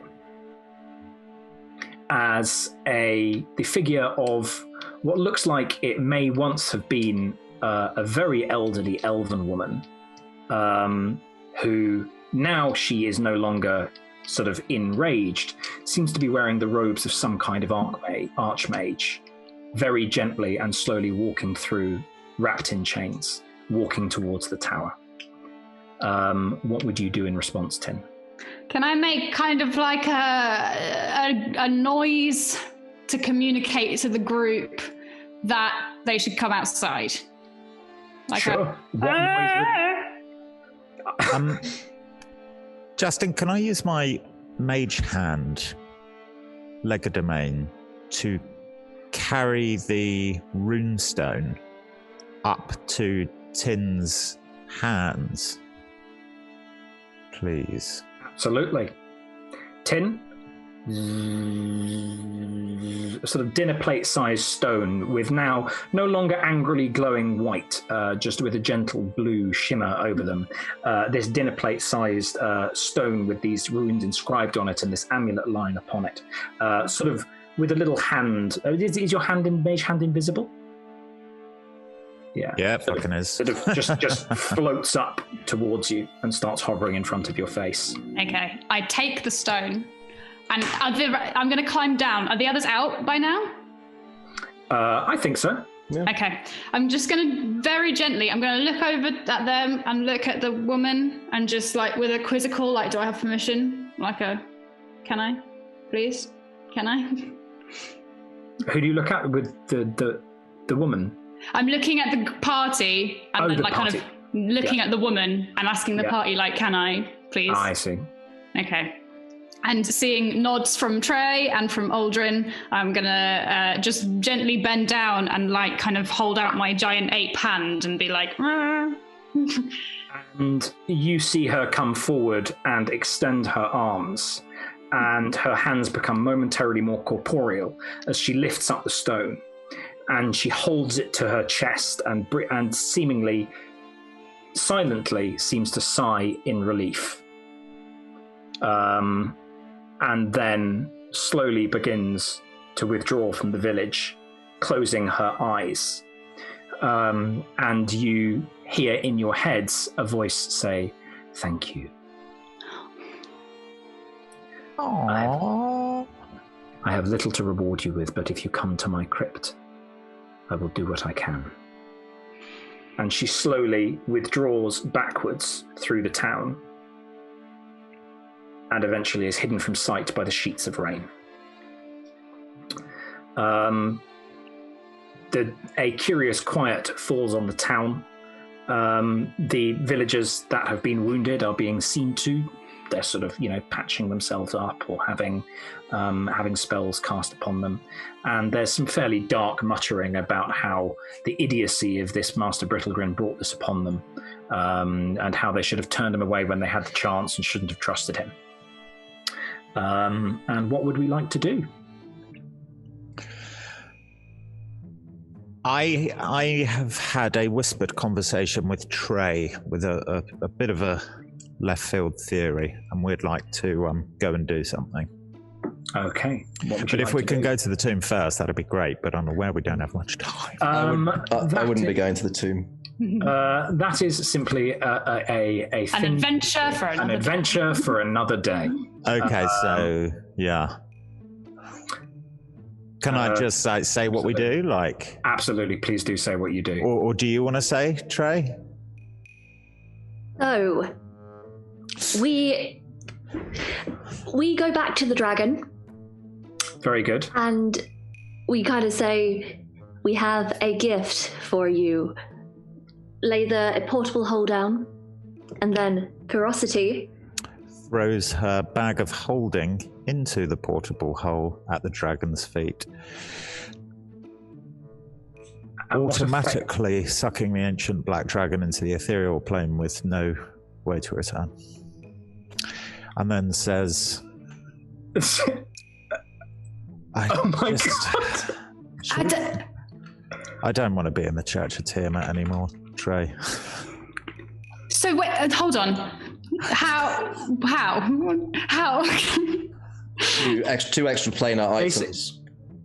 Any creature within 10 feet of the gate is sucked through to it. Okay, let me read this. Placing a bag of holding inside an extra-dimensional space created by a handy haversack, portable hole, or similar item instantly destroys both items and opens a gate to the astral plane. The gate originates where the one item was placed inside the other. Any creature within 10 feet of the gate is sucked through it to a random location on the astral plane. The gate then closes. The gate is one way only and can't be reopened. Oh my god. And I'm 100% just before throwing the bag of holding, taking the violin out and going, what the f... God. That is brilliant. Yeah. Beautiful. I'm going to allow that because that is... I can't... I'm not even going to make any dice rolls. You just have... you have returned before my... So presumably Tame Brittlegrin is sent somewhere else in the astral plane. And we are rich. Yeah.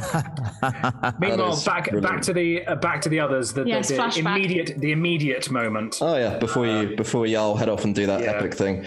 So I presume we're, I don't know, in the Bogside Tavern relaxing and kicking back and stuff. Am I human again? After an hour, you would be, you are half orc again. Half orc, sorry.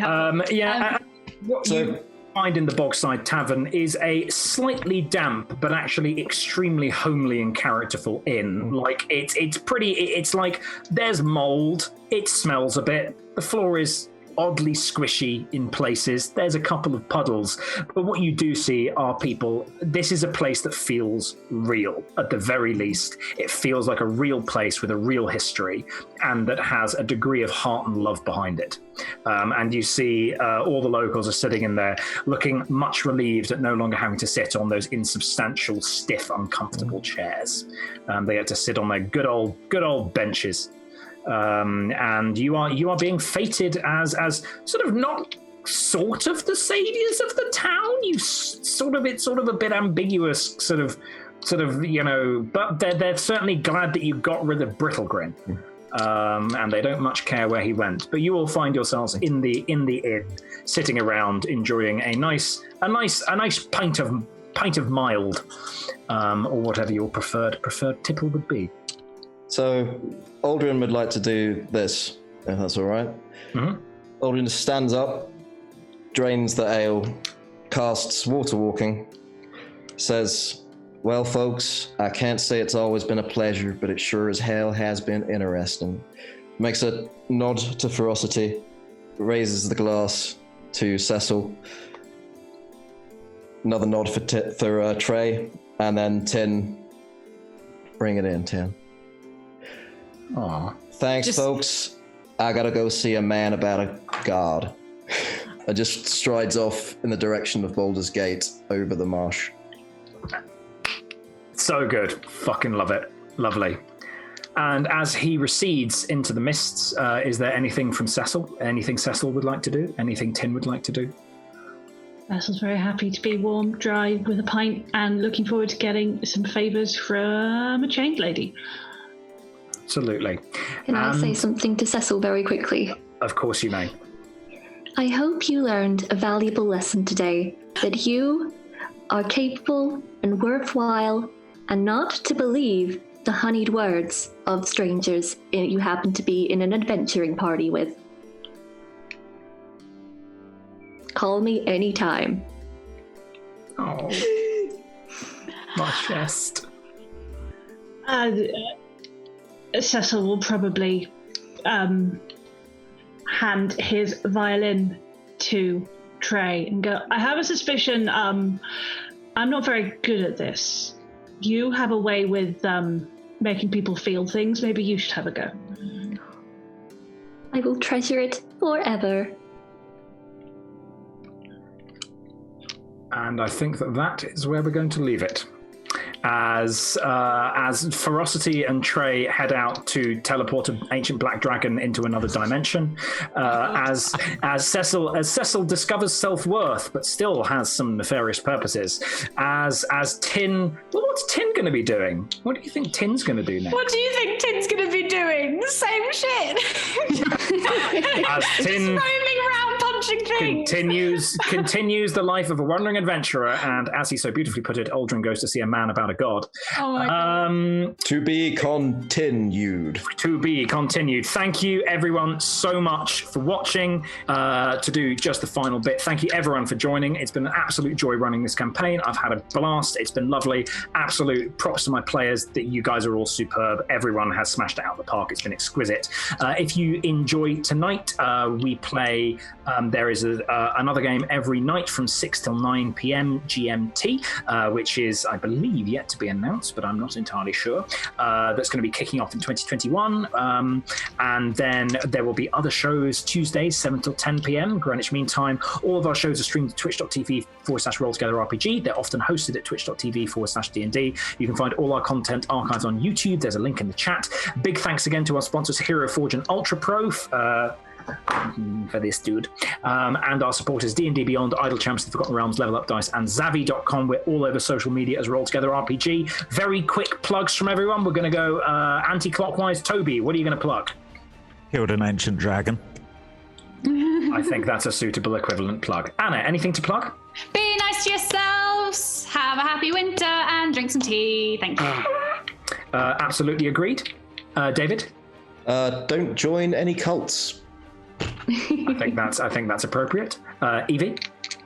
Be kind to yourself this winter, please. I think I can echo that. And Rebecca? Happy Christmas and other holidays, and get some sleep. Hear, hear. Merry Christmas, everyone, and merry other holidays also. Please have a lovely winter. Take care of yourselves. It's been a pleasure. Thank you so much for watching. We will see you perhaps at some point in the future. Many love. Goodbye.